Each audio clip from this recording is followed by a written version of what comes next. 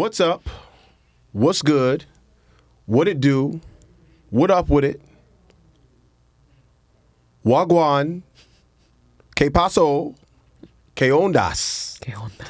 However you say it, from where you're from, thank you again for being with us. We're grateful, all right? I am Steve, one half of the co-hosting team, and this here is... I'm Liz. And we are Marriage for Grown Folks. And this is... Marriage for Grown Folks. Yeah. All right? Hit the like. Subscribe. Leave us some comments. If it's negative, keep it in your pocket. We don't want it. Mm-hmm. Give us some feedback. Maybe something you want to hear about, something you didn't know about that you appreciated. You can find us on social mediums, TikTok, Instagram, soon to be Facebook, right? We found out we got people who are looking for us on Facebook. They are looking for us. They're looking for us, all right? And that's cool. Mm-hmm. And that's cool. How you doing today? I'm all right. How are you? It feels good to be here. Same. And it's not at night. Yeah. It does feel that way. I just operate better in a certain space. And this is when I work. I work during the day.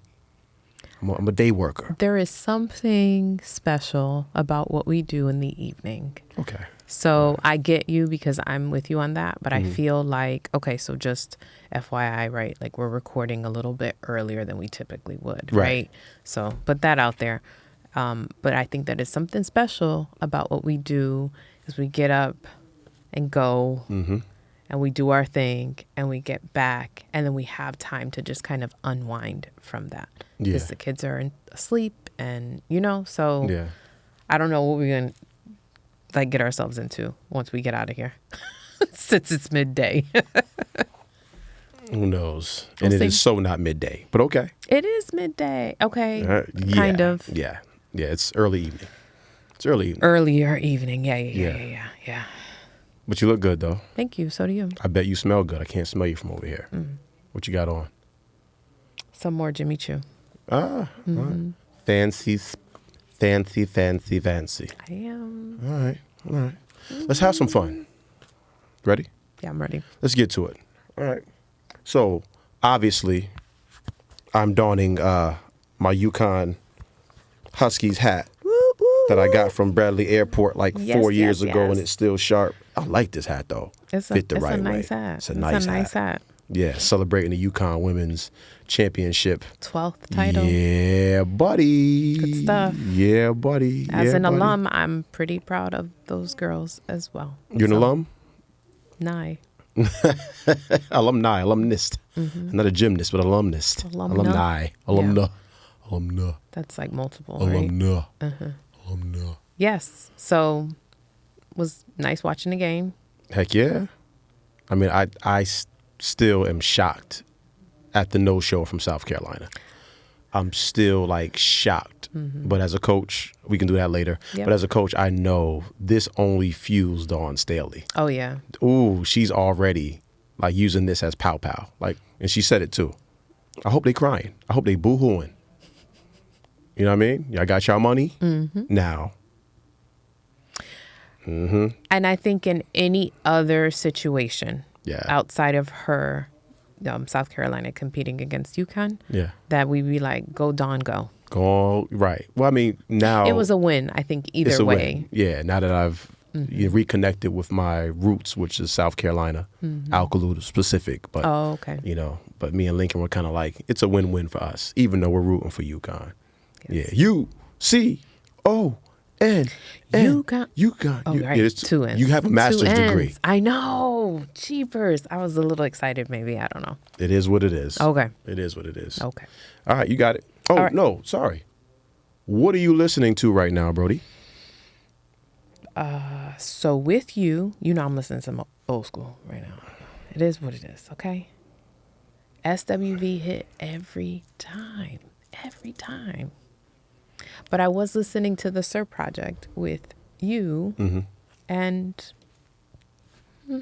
Not really a project. He just added, it's a deluxe. Oh, okay. So he just re-released a deluxe with six more songs. Okay. 2 of which I really, really enjoy. Which 2? Sin Again and Lose It All. Yes. Which, if they market that properly, if they promote that song properly, that could be the quintessential marriage song for the season. And I think they did it on purpose. Do you? Yeah, well, the video is him proposing to Ready to Lose It All. You know what I mean? I'm ready to. You know, it's that song is really really good. And you know what I realized? What? I think I like it. That bass line. It kind of gives like a Jamaican yardie kind of vibe. I said, I like that. It could have definitely flipped another way, but Lose It All is it. I got that on repeat for a couple of days, and that's when I love a song. When I love a song, repeat on, run it back, run it once again.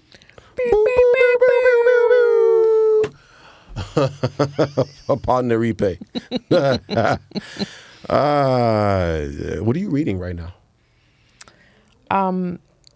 So I have been reading like over the span of about 2 months now. I've been reading and rereading a particular book. So it's Money and the Law of Attraction by Jerry and Esther Hicks. Okay. And so, that's a book that I've been reading just as we move into this new space and decide what's next as we're, transitioning and stuff. Yeah. And so it's been really helpful in just grounding me in ways that I'm looking to be grounded. And who's the author again, for those out there listening? Jerry and Esther Hicks. They're married? They are. He's since passed away. So it's an older book. It's Money and the Law of Attraction. Okay. He passed a little while ago? Some years ago. See, and this is why books are so important. Like, because it's so valid. It's so valid. Books are important. They're people's like failures and tries and data and stuff that they just had revelations about. Then all of a sudden they pass, you know what I mean? And it lives on forever. It's like music kind of, sort of. Absolutely. Books are so important. Like, a lot of this stuff has already been answered already. The stuff that we be thinking about, we tripping about, has already been answered. It's in a book. Just check it. Look for it. So you just finished a book, though? I did. Okay. I did. Tell us a little bit about it, because you've been raving about it at home. Yeah. I'm still raving about it. I finished it today, and I felt fantastic. Maybe that's why I've been so emotional. It's been an emotional roller coaster of a day for me. Today? I cried like 7 times. Today. But my cries are like 6 seconds long. That's okay. Yeah, they well up. You know, my chest starts to heave, and I kind of well up a little bit, and my wells, but it's not like a sloppy sobbing kind of. Yeah, it's not messy. Yeah, it ain't a messy cry. You know what I mean? It's a heartfelt. Contained. Yeah. Composed cry. Yeah. But The Man, the Moment Demands by Jason Wilson, who has become really popular following. There was a post on social media that showed him doing the push-up with the father doing the push-up with the student. You know what I mean? Which then they ended up using it in This Is Us.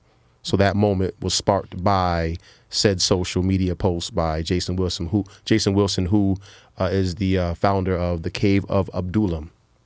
All right, which is really a big deal. Where is that? That's in Detroit. Okay. Right, in Detroit. And he is a monster of a human, I believe. Okay. Christian rooted in his faith. And the book, he's got a couple other books, but this is the first one I got to. I know he's got one, Cry Like a Man, and Battle Cry, either Battle Cry or Cry, something like that. Battle Cry, I believe it is. Yes. Is what, I don't want to mess it up. But this one deals with something that that I've been, not spooked by, but definitely locked in on for a while, which is the comprehensive man. The comprehensive man. And I'm attempting to be a comprehensive man. So for me, watching him delve into the different areas, from different perspectives, the son, the father, the friend, the husband, telling his story, being completely, upfront and forthright about some of the things that he's engaged in, how he's improved, handling certain situations, and how he's now, giving that back in the way of his cave of Adullam, which is a big deal as well, because the Cave of Adullam, if you don't got to be a biblical historian, but that's where David was hiding when Saul was trying to kill him.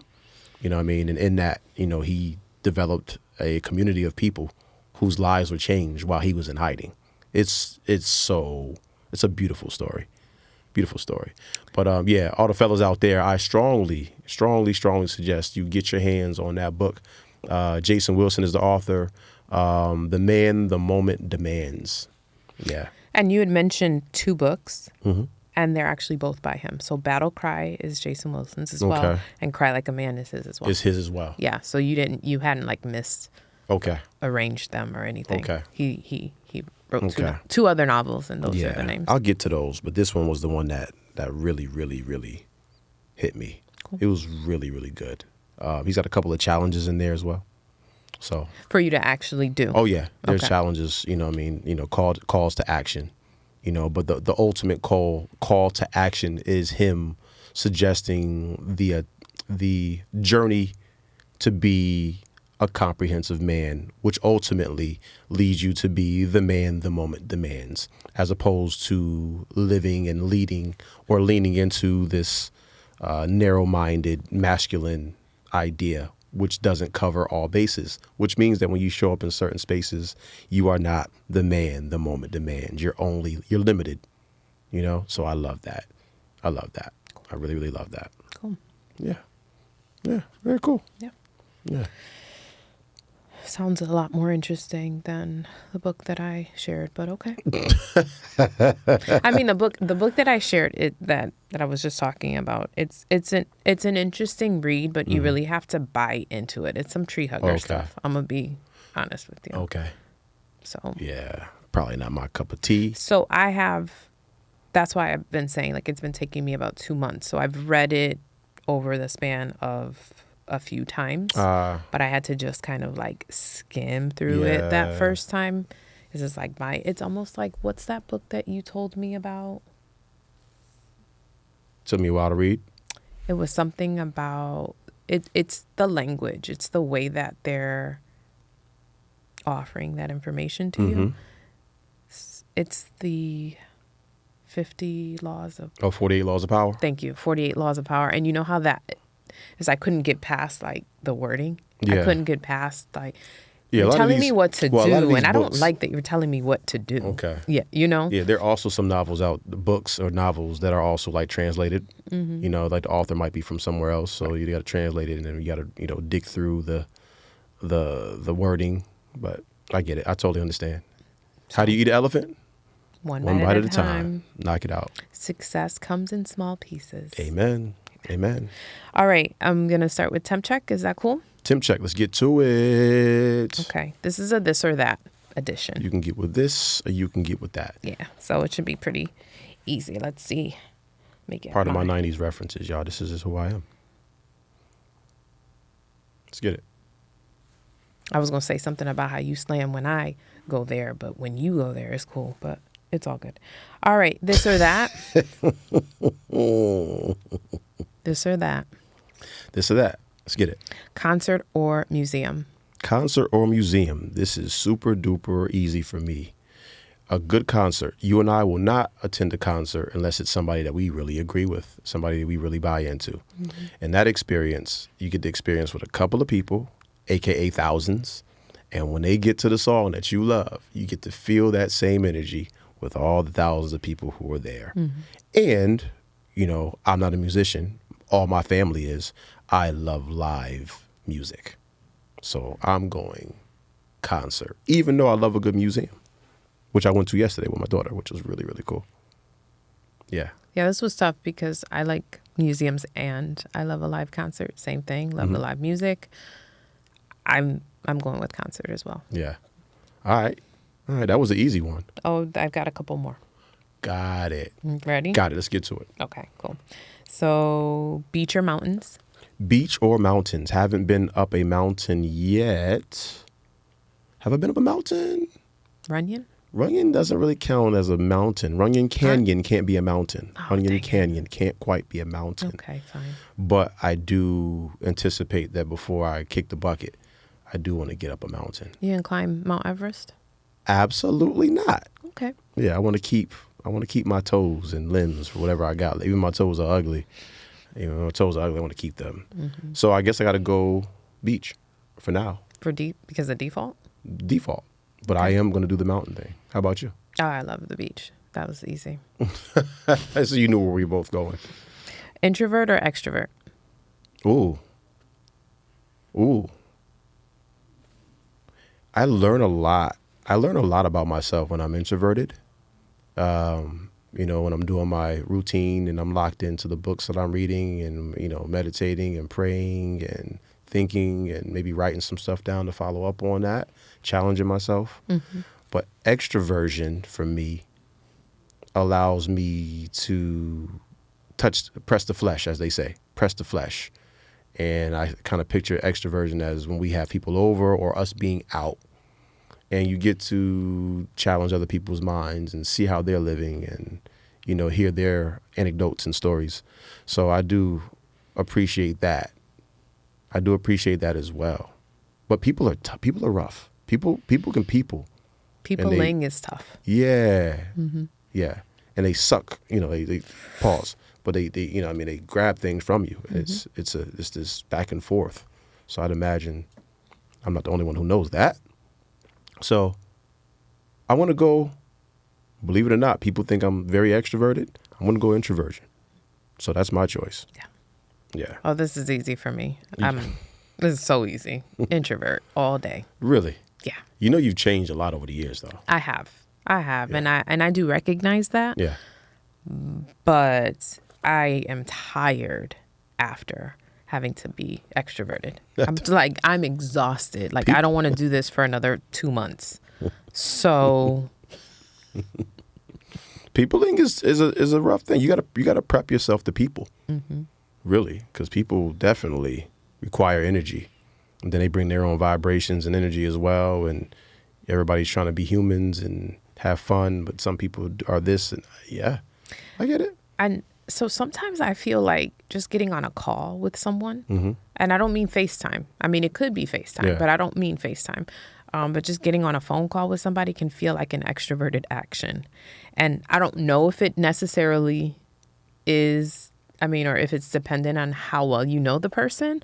But what I am finding, I get it, is it feels really like draining. Is it? Because if you were to ask me, it feels like you truly enjoy the extroversion of the phone calls. Because if you ask your son and I, it feels like you're always having a conversation on the phone. No, not really. No? No. Oh, okay. I'm at home. Home base is where I stay. Okay. Home base is not quite your home base. I mean, it is because you live there, but you do and have to be certain places. So I think you get your calls in while you're on a drive or while you're doing other things. And so it seems as if I'm always on the phone with somebody when in fact it's like, no, actually I'm not. I haven't been on the phone with anyone until you two walk through the door. So got it. It is what it is. So I'm going to go ahead and say I lean introverted. Conversations are sometimes a little challenging for me. And then you warm up and it is what it is. But introvert. Total introvert. Fight you. Okay. Last one. What you got? Okay. We're going on vacation. Are we aiming for adventure? Or are we aiming for relaxation? Why'd you laugh? Because I already know your answer. Why'd you laugh just now? Because I know your answer. Surprise me. Go. Surprise you? Mm-hmm. Rest. That was not a surprise. Rest. So I am not extroverted, but I love an adventure. Copy that. I love an adventure. Put me on a roller coaster. Let me go do some zip lining. Let me do, what else? What are some other things that we've done? We haven't done, but I've done. Let me go bungee jumping. Like, let me do things like that. I love those kinds of things. Did you see, either it's Tom Pappas or Jim Gaffigan who clowned the idea of being on these exotic vacations and how our inhibitions we have none. He said, we're in these random countries with these non-certified people and we're hopping into these dirty harnesses. And every experience has been that way. Right. Exactly. Like, I'm going to die today. At home, because at home, we would be like, this harness is kind of dirty. Mm-hmm. I don't know about this zip line. Are you certified? But we go to another country and we completely toss all inhibitions to the wind. No. And I've got stories. I've gone on vacation with my girlfriends and we've done some things. I'm not going to get into those stories today because it's just not the time for that. But how many times did you almost die? Shoot, 17 maybe. On one trip alone, it was like 4 or 5 times. It was every day we went on an excursion. I was like, I'm not gonna live. Right. This is it. This is it. Right. This is it. This is how it ends. Mm-hmm. It had a 9-month-old at home. Wow. You all know how the story goes. I'm alive though, y'all. I'm alive. But did you die though? I did not. So it was a win. But yes, I'm gonna choose adventure. Okay. Because you can relax in between the adventures. Wow. That's real fly what you just did, how you can relax in between adventures. Adventures with an S. With this, or that, I would have actually chosen each of these. Got it. Minus maybe not the extrovert one. I'm going to go, I would like to insert excursion as opposed to adventure. Adventure kind of has you might not live, it might be longer than 2 hours type deal. I almost died. Yeah, excursion kind of feels like it can be done in 90 minutes or so. Maybe even an hour. Those excursions ended up being extended, and they had a time frame. Okay, so you're still referring back to the time that you almost died 17 times. 17 times on one trip. That wasn't worth it. It was so worth it. Got it. Yes, it was. Anyhow. Got it. Shoot it straight. Shoot it straight. Let's get to it. Shoot it straight. Well, I think we got some good ones here. Right. Once again, Shoot It Straight is our flyover of a couple of topics. It allows us to discuss some things that might be pop culture, that might be trending, and might be interesting, to say the least. Mm-hmm. And I think we got a few of them. So let's have some fun with it. So we'll start first off, obviously, once again, donning the UConn Huskies. And no, I did not. I'm from Connecticut, but I did not attend UConn. And I am a Duke Blue. I know people think it's complicated. It's really not. I am a Duke Blue Devils men's basketball supporter. But I'm not going to act as if I don't support and follow the activities of the UConn Husky men's squad. But I am, without a doubt, a huge, gigantic, Titanic supermarket size UConn women's basketball supporter. I'm talking about Rebecca Lobo. I'm talking about Wolf. I'm talking about Sue Bird. I'm talking about Jen Rosati. I'm talking about Keisha Sales. I'm talking about Tarazi. I'm talking about all of them getting busy. I've left out a few that were killers too. Mm-hmm. Left out a few that were killers. But yeah, we're big UConn supporters, big time. And oh, you know what I wanted to talk about too? What? You know what's funny is I wanted to say this too. We're not bandwagon girls basketball supporters or fans. This is not recent for us. Mm-mm. We're from Connecticut. Right. And we don't have a professional sports team per se. Mm-hmm. You know, we don't have a professional sports team in Connecticut. I've actually heard from some businessmen who offer that the reason for this is that Massachusetts and New York split our revenue right down the middle. So you got Boston Celtics and Red Sox fans, and you've got Yankees and New York Knicks fans all inside of Connecticut, and they make all of that money. Okay. But we're not new to this women's basketball movement. No, not at all. You know, we've been celebrating for years. So this is a big deal for us living on the West Coast. And it was interesting, too. They had to beat USC. Shout out to Juju. Get healthy, girl. Get healthy. You'll be back in no time. And UCLA to get where they were. You know what I mean? So it kind of felt like we were kind of intertwined, and we had something to do with it, Forrest Gumpy type of way. Right. Yeah, so, okay, so shooting it straight. The UConn Huskies win their 12th national title under the Gino Auriemma regime. You know what I mean? Administration. Yeah. Right? And I have a couple of things here. First of all, you know, Gino. We're talking about mastery. He's done a masterful job. There are over 100 Division I programs, right? All seeking the attention and recruiting top athletes from around the country and outside of the country so they can have the best opportunity to win their league, to win the national title. And you're out there fighting for these kids. And, you know, shout out to Pat Summitt at Tennessee as well. But he's found a way to put together these teams over and over again. I believe you're a successful program if you get a championship once every 15 years. That's 2 or 3 graduating classes, right? I think that's a big deal.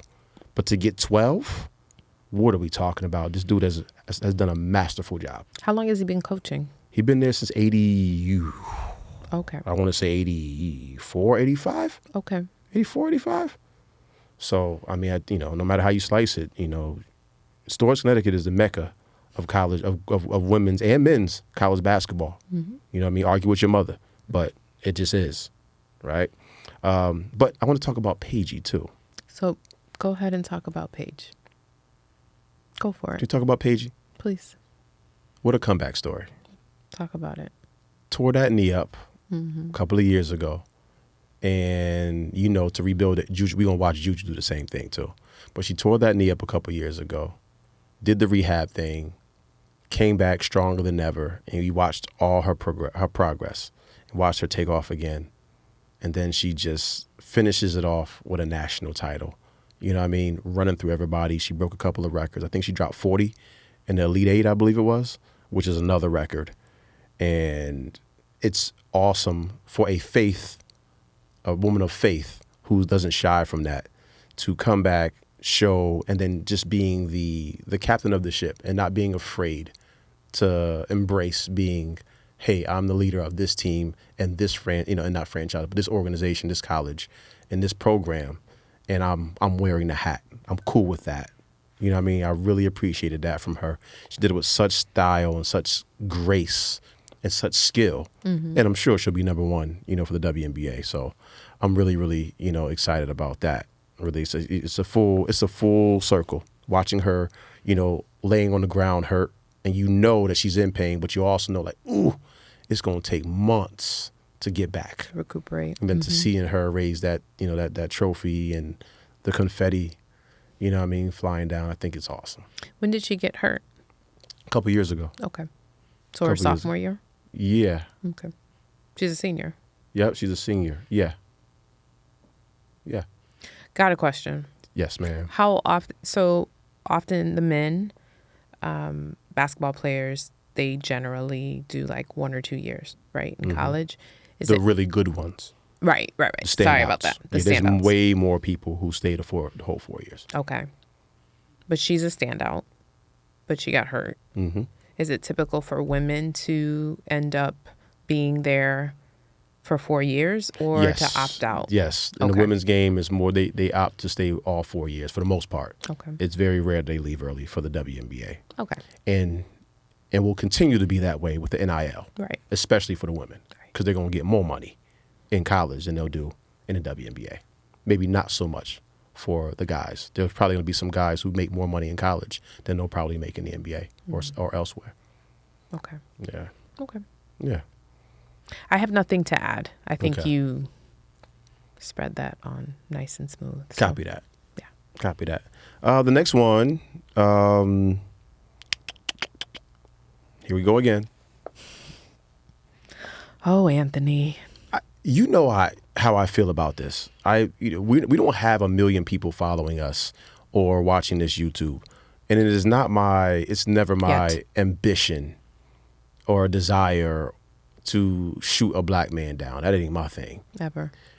The whole idea of this show is to, once again, to shine a light on people who subscribe to the idea and the institution of marriage.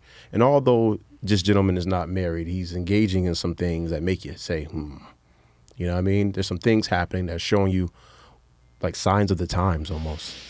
And you brought this up, so I'm gonna let you lead on this one because I was like, nah. And then yesterday when we were watching whatever we were watching, piece of content, I said, we got to do it. Okay. So last week or so, Anthony Edwards dropped over $1 million on a lump sum payment, one lump sum payment to baby mother. I don't know her name.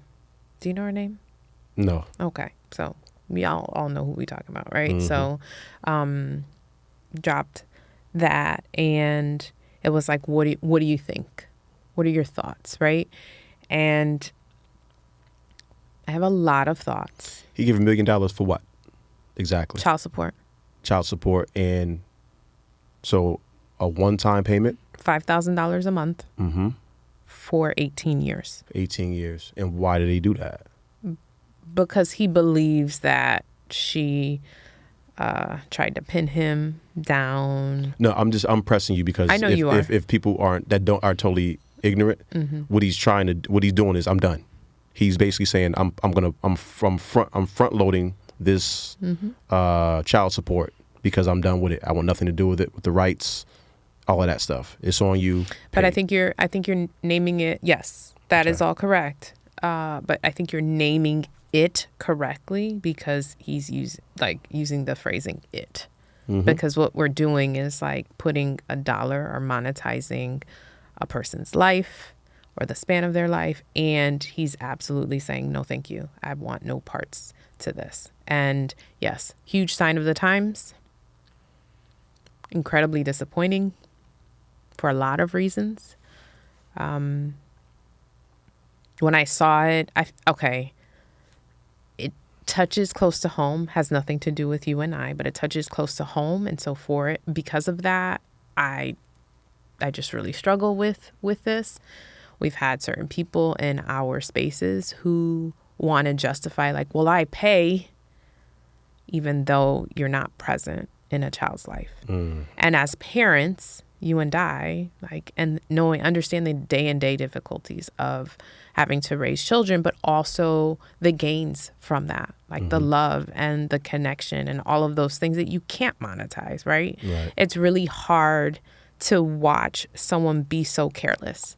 It's really difficult to watch them have success in certain spaces, but really miss the mark in another. And I recognize that he's young because I've seen like the clips with him, and remember he was like dapping up Obama, and even in that exchange it was like, oh, you have so much to learn. There's a level of respect that yes, we should regard for you, but also you should regard for those before you, you know? And so I think he's really like tapped into that. I think you make certain decisions, whether you lay down or you do whatever it is that you do, and then you have to then, deal with those consequences or the consequences of said decisions. But I believe that there's going to be some sort of wreckage in all of this. Absolutely.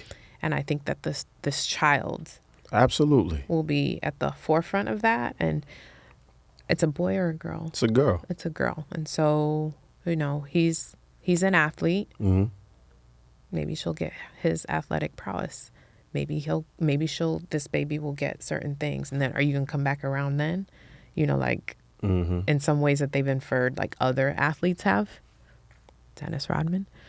Look, man, I'm not here for the sex war, the gender war. I'm not here for that. I'm not talking about the gender war, but what I'm saying I'm not here. Oh, but okay. I just think that you can't have the conversation without talking about having a child with a rapper and then now having a child with a basketball player. Okay, so yeah, I haven't even gotten to her. Like you, okay. I'm talking about him. Okay. But I'm gonna get to her. You handle her, I'll handle him. Because if you let me handle her, it's gonna come off as if I'm like woman bashing. Okay, fine. So let's talk about it. Right, this scenario seems very, very similar to some of what Drea did. Right, so Drea's whatever. Oh, got it. Yep. Sorry, just I'm old. So okay. That don't hit my algorithm. So sometimes I don't be knowing what's going on. Sorry about that. So she had a baby with a boy. She had a baby with a boy. The boy's about the same age. Yeah, he's young, and he's about the same age as her first baby. Okay, so there's that. Okay. Now, I don't know. Maybe the check's running low. I don't really know what the deal is, but now she's got this new baby, and she's almost 40 years old.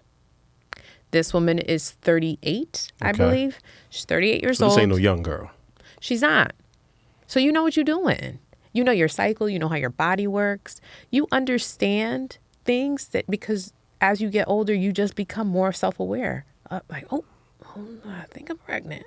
Okay. Yeah. You know what I mean? And so you have an idea of your cycle. You have an idea of your fertility schedule. You have an idea of certain things. And when you're ovulating, like you just understand certain things. And so this feels very manipulated or strategic, dare I say. And, so I have a lot of thoughts about her because you intentionally I don't feel like she pinned him or she did anything, but she got what she wanted.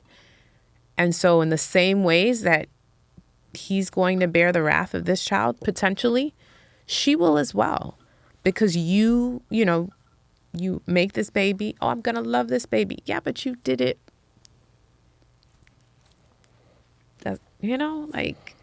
Right.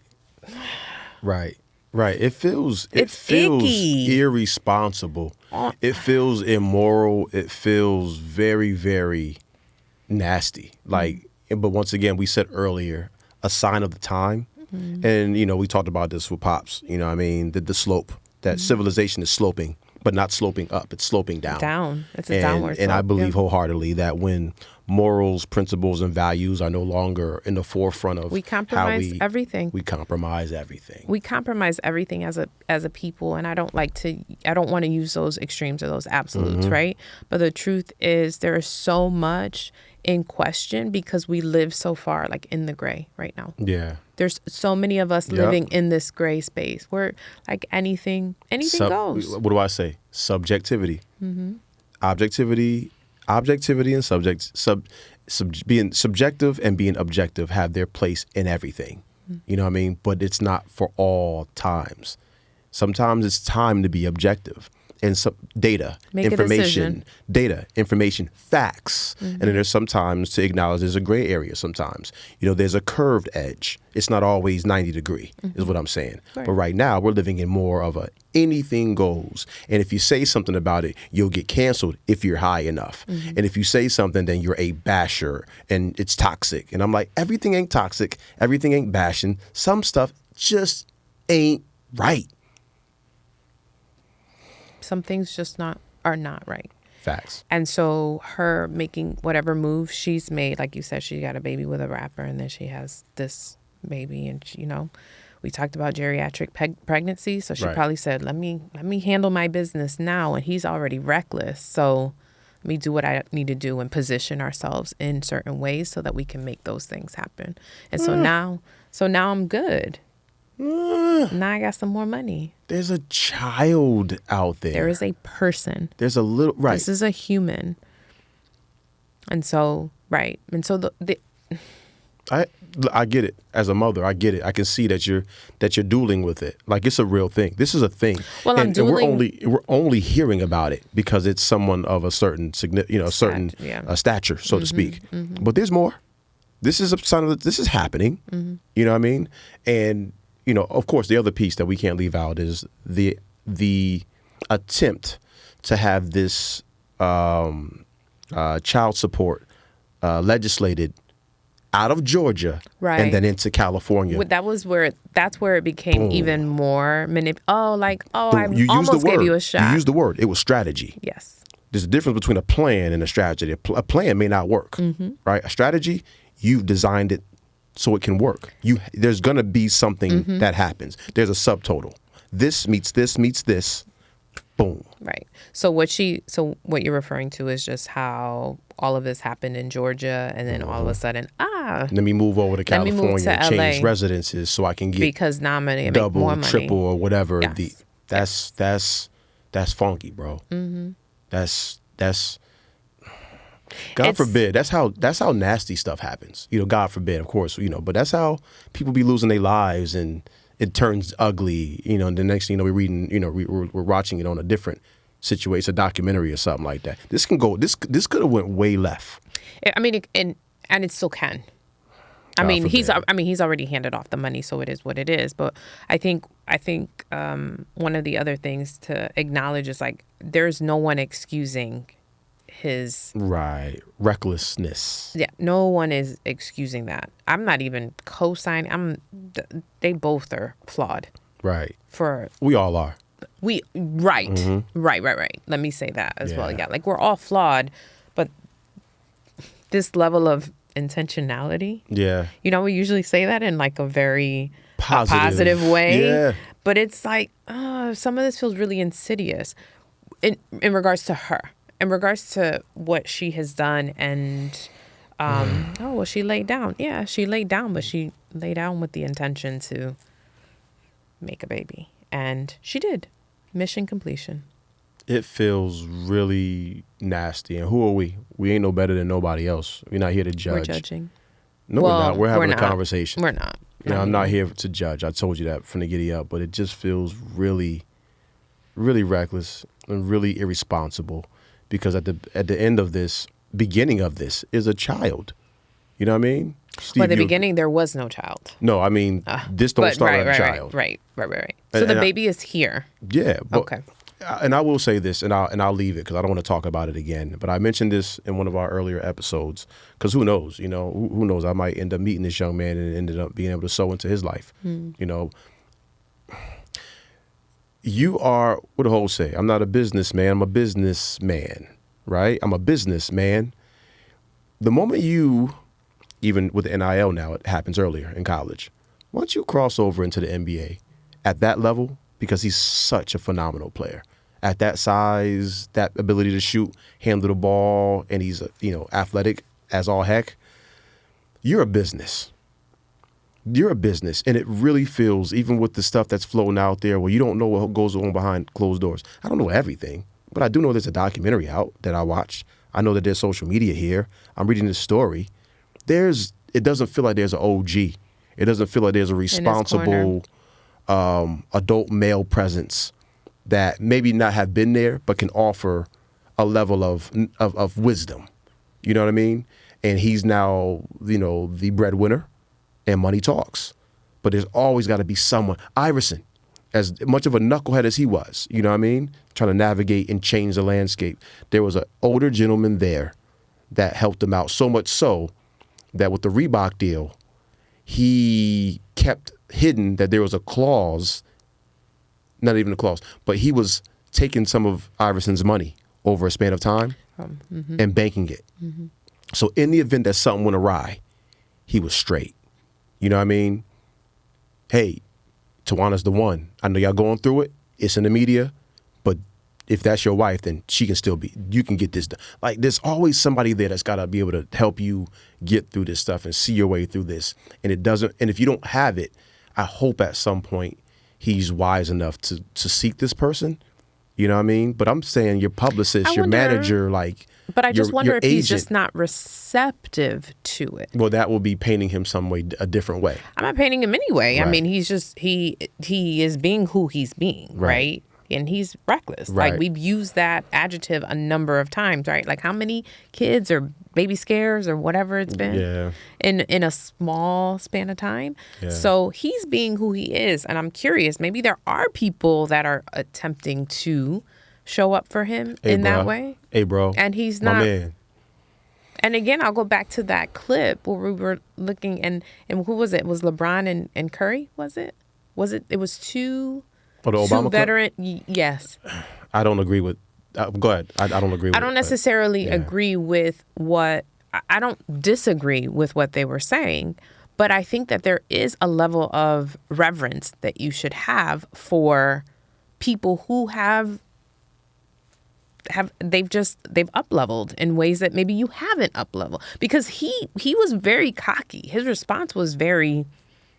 Well, let me insert this piece. Fine. It's the clip is from a documentary. I watched the entire documentary. Okay. I think once I watched it, I'm like, oh, this is a nothing thing. This is something that was made to be something because he's a hot topic right now. Okay.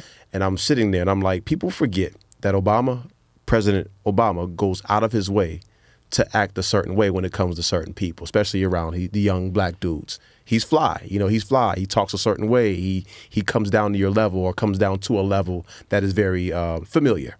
And he was doing that. And I said, oh, it wasn't like, hey, come here, young boy. How you doing? I'm President Obama. What up, son? What up? He didn't do that. It was right level with where they were. Okay. And I said, okay, this is what we're doing. Y'all gonna clip this and make this, you're gonna kill this boy. And when I watched it, I was like, this is a nothing story. Okay. I'm like, Obama was right there. He wasn't, and the conversation he was having was like tell this dude. He calling other LeBron, come here. Yo, tell this dude about blah, blah, blah. Tell about him about himself. Yeah, like he well, not about himself. Sorry, himself. about but him. It wasn't. I thought it was completely misconstrued, overreached, and all of that stuff. Sure. But that's just me. Okay. That's just me because I watched the whole thing. Okay. And I know that things get so. clipped, and next thing you know, its content is aggregated for people to, kill or whatever. And I'm like, this is a nothing. We could have glossed right over that. What if he didn't have no babies? We'd have glossed right over it.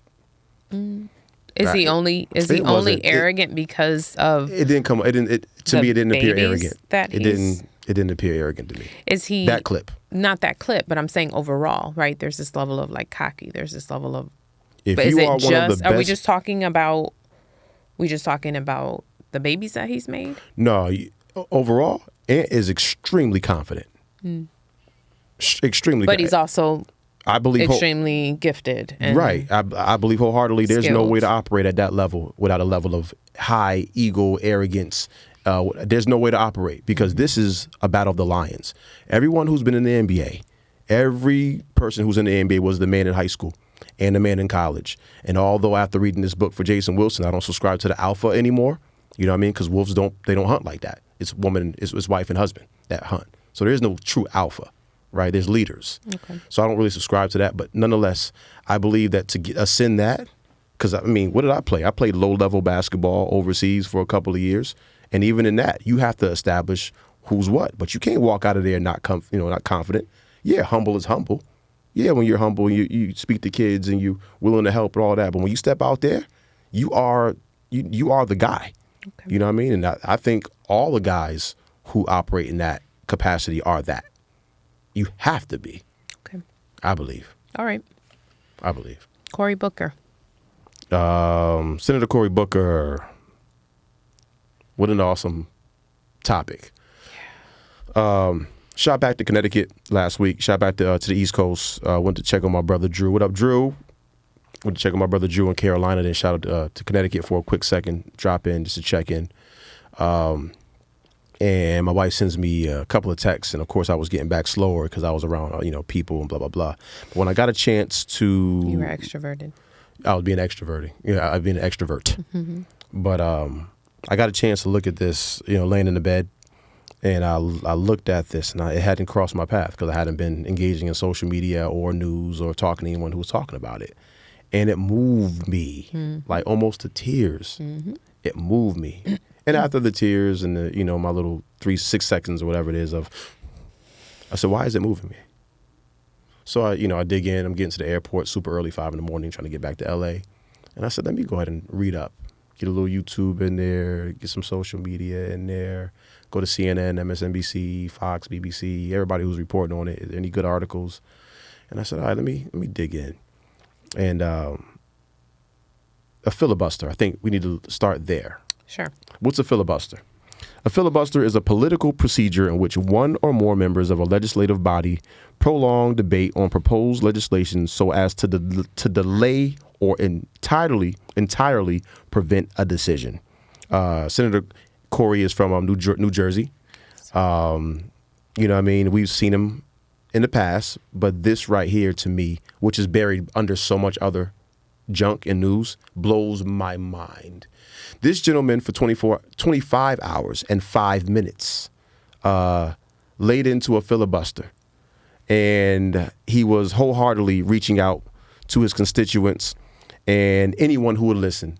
And it was basically the harmful effects of domestic and international agenda that's being pushed by the current administration. Mm-hmm. To do that for that long is crazy. It's insane, but it's been done before. And ironically enough, he beat the record of a senator from Strom Thurmond. From where was he from? He was South Carolina. Republican from South Carolina. Mm-hmm. And who he was opposing what? The Civil Rights Act. Mm-hmm. How about that? 1957. And any anti-lynching bills. And any anti-lynching bills. So Senator Cory Booker outlasted, so to speak, for the record, for the longest filibuster, another gentleman who was a Republican who was against the Civil Rights Act and any anti-lynching bills passed. Yes. Mm-hmm. How about that? Yeah. How about that? So you have to get, in part of the process of filibusters, you have to get 60 other Senate members it's almost like a petition of sorts, right? So you've got to get this group of people to come in support of you, and then you get to talk about whatever it is that you want to talk about to prolong whatever and whatnot. And so he did that, and I think what a beautiful thing that he was able to do. Just learning about. So I had heard of a filibuster, but not in this context. Yeah, I had heard of it as I don't know why I keep thinking this, but like this form of a sale, this just this you have to do it. It's monumental. So when I heard the word, I was like, I need more context. I need to understand what's happening. And so anyway, in that process, Senator Cory Booker is rallying. And so just thinking about the preparation that it takes to be able to do this. So minimal food intake or water intake, because you legit... He opted to stand, too. He opted to stand. No bathroom breaks? No, nothing. And he only took a short amount of questions, from, not the jury, but from the rest of the, what's the word? Court? I don't know. He didn't take any questions? He did take questions, but he only took a few questions. And so this was him talking. This is him speaking, organized, speaking for 25 hours and 5 minutes. And I thought, we talk in this past topic that we talked about with Anthony Edwards, right? We're talking about the downturn of civilization, right? Or that downward slope. The slope, right? And now look at this, like the juxtaposition of these ideas, because that's intentionality again in that positive light, right? And we're thinking about what he has done, why he's doing it, what push, or what, not agenda, but what initiative is he looking to get ahead. And in that, right, it makes so much sense for us because of our beliefs and our disagreement, with the current administration. But just to watch someone be that intentional and to have and to have that level of strategy in this whole process. And so I didn't understand it. I needed to understand it. I recognized that it was on purpose, that he wanted to do what he needed to do, and in converse to this person Thurman before. But I also recognize what he's saying. And I think the claim that he's putting out there is you think that you're going to take us back, but you're not about to take us back. And so I love that because it gives us a level of momentum that maybe we didn't feel like we had. And I'm hoping that there will be more moments like this that happen within these next 4 years to help shift how things move. So yeah, I think it kickstarts a movement. I think it does kickstart. I really hate how it's almost ran in its news cycle already. That blows my mind how it's already almost ran its news cycle. It's only been a week, and it's almost being brushed under the rug as if it's nothing. Critics are saying things like, well, he didn't mention anything about Pakistan. I subscribe to the idea of passion. I believe that things are changed by certain humans. I believe that, or better yet, I know history tells us to move a mountain, you've got to be able to do something, whether it's the thing or whether it's just one of the things that is the catalyst that propels the movement forward or changes the trajectory of your life. Sometimes you might have to stay up 24 hours. Sometimes you have to go without eating for 5 days. Some days you have to decide that, you know what, I'm going to do said exercise for X amount of days. I'm going to not miss a practice or a training for this long. I'm going to do this for 21 days to change a nature. Sacrifice. Having passion with the level of intentionality that we talked about. And to see him do this, it reached me at a level that I thought, interesting enough, I won't take us there. some people seen not this, but they seen something else in our president that moved them to their core.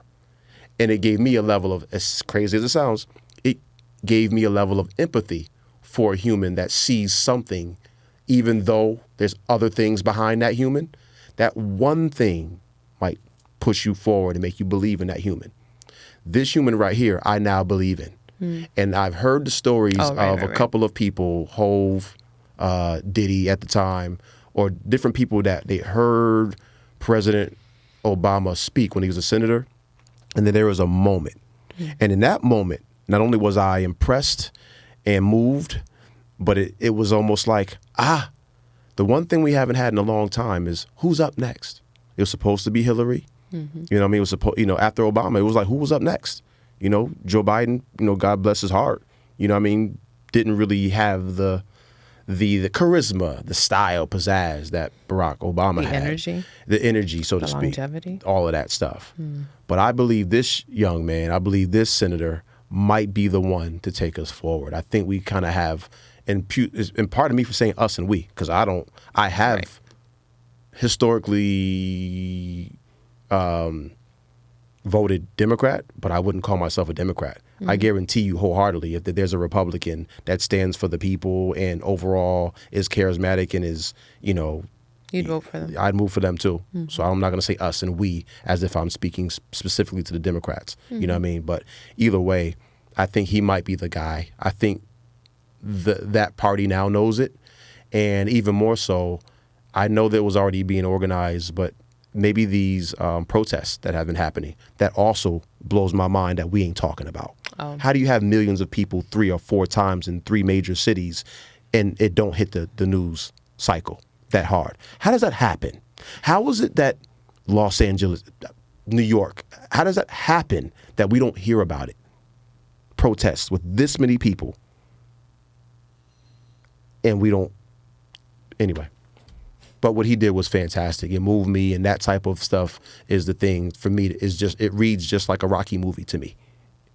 You know what I mean? It's like you're watching it and you hear about it and you're like, yeah. And then, I watched the interview directly after and you can kind of see his body weary from what he was doing. Fatigue of 25 hours and 5 minutes of speaking about something and being able to keep your poise, your confidence, your vocal cords for 25 hours? Man. And then the beauty of the finality of he outlasted someone who was against civil rights and lynching. That's beautiful to me. It is beautiful. But I think it silky segue right into what we're talking about. Yeah, I got that. That physical prowess and that mental fortitude is what we're talking about today, in the form of physical health. My divorce. You know what I mean? It's a brown sugar reference, guys. Knock it off. And it's not, we're not getting divorced. Right. Yeah. So just thinking about what is it? Physical health, daily habits, things we do that help us, that are sustainable, nice bite-sized things that we do. Once again, edutainment is what we claim to, our claim to fame. You know what I mean? Edutainment. If somebody hasn't coined that phrase, it's been coined already. But I wanted to be synonymous of what we're doing. We're not just here for our health. Right. But nonetheless, we want to be able to give some information and also, entertain you while we do so, while also not yelling and screaming over each other like we're arguing. It just ain't that platform. No. It's just not that type of and I love my wife too much to just be screaming and hollering at her for nothing. On tape too? Like recorded? Who would want to do that with their wife? Who would want to scream and holler at their wife and record it and put it out? What are you talking about? So physical health, something that we really subscribe to. As you see, go ahead, make your muscles. We are not. Oh, I got the armpit sweat. But anyway, boom. We do all right. We do all right. You know what I mean? We do all right. Look at them. Look at them guns. Sun's out, guns out. Oh, I'm kind of sore. Kind of sore? Mm-hmm. Yeah, but I think it's something to talk about. We are married and we do subscribe to the idea of being healthy. You know what I mean? We are not perfect. We ain't Arnold Schwarzenegger and whoever else. I wanted Jane Twizzlers. I wanted Twizzlers last night. I forgot to get them. Actually, I did look today, but they only had chocolate. It was Kit Kat and M&Ms. Oh. And don't forget, we in L.A. They like Red Vines. Yuck. Right. We are not Red Vines people. It's Twizzlers. Red Vines taste like red wax, like candle wax. Apparently, somebody said that only serial killers eat Twizzlers. Watch out for me then, because I'm a serial killer, bro. But I love them. Yeah, buddy. Anywho, yeah. So, what was this title? Let's look at it for. Yeah. Healthy habits, establishing regimens, and dispelling some physical health misnomers. Let's get to it. Let us start. Let's get to it. So, would you like to give a little background, or would you like me to go first? Give a little background about your health journey, so to speak, because there's an actual journey there, coming from where you're from. Or would you like for me to start and give my health journey, so to speak? Sure, you can start. Copy that. So, for me, my health journey, so to speak, actually kind of begins after playing basketball professionally overseas for a few years. When you're an athlete, there's someone telling you what to do, how to do it. You know what I mean? How many times to do it, what time you should do it. You know what I mean? Whether you're doing it right, wrong, and how much vigor you're giving, right? And they're there to give you information and also challenge you, correct you as well. But a lot of athletes, when they're done playing the sport they're playing, they blow up. Just like a lot of athletes that are rich when they're playing, ain't rich no more afterwards, right? So for me, I guess my health journey started after playing basketball because I had to learn how to take care of myself physically, not playing the game and having the process of preparing for a game. That type of weight training, that type of running, that type of skills work. You know what I mean? Because you're burning calories like no one's business when you're playing ball. You know what I mean? You got 1, 2, different workouts plus the weight training and then just competing alone. I read somewhere that Allen Iverson in his heyday was running upwards of 3 miles per game. There's 82 games. Upwards of 3 miles a game. That because he never sat down. He ain't sub. That's crazy. 82 times plus practice. That's why he was like, you talking about practice? That's what we talk about. I'm running 3 miles for practice. Talking about practice. But for me, I had to learn how to be a functional human, how to train or work out functionally. And it took me, it took me years to figure out how to do that post-basketball, even though I was still playing in leagues and so and such. So I began to, run the miles, so to speak. I started to lift again. So I just basically compartmentalized the same things I was doing as a ball player. And then I got a little older and I realized that the time didn't permit and that my body was aching. And I'm like, I'm not a hooper anymore. How do people do this? So I got a gym membership and didn't run straight to the gym, right? I started to learn the body. And remember, I got my NASM. You took that course. I got my NASM certification so I could, understand the body and understand how to program it, how to train it. And that helped me. I learned how to lift. I learned what bands do, anaerobic versus aerobic, heavy lifting versus light lifting. You're learning the proper reps and sets, the proper rest versus workload, all of those things. And it helped me. And now I can just walk into a gym and I don't need a paper or my phone. I'm like, today is this day. I'm working on this. You know what I mean? So I don't think that a lot of athletes have that. They just don't know how to operate post playing the sport that they love. And their bodies and their health says so. Right. But I've always been an athlete, and I've always loved to be sweating. And shout out to Grammy, to my mother. She always talks about that when she met me, I would be in the basement, like doing push-ups and running around, and I would come upstairs.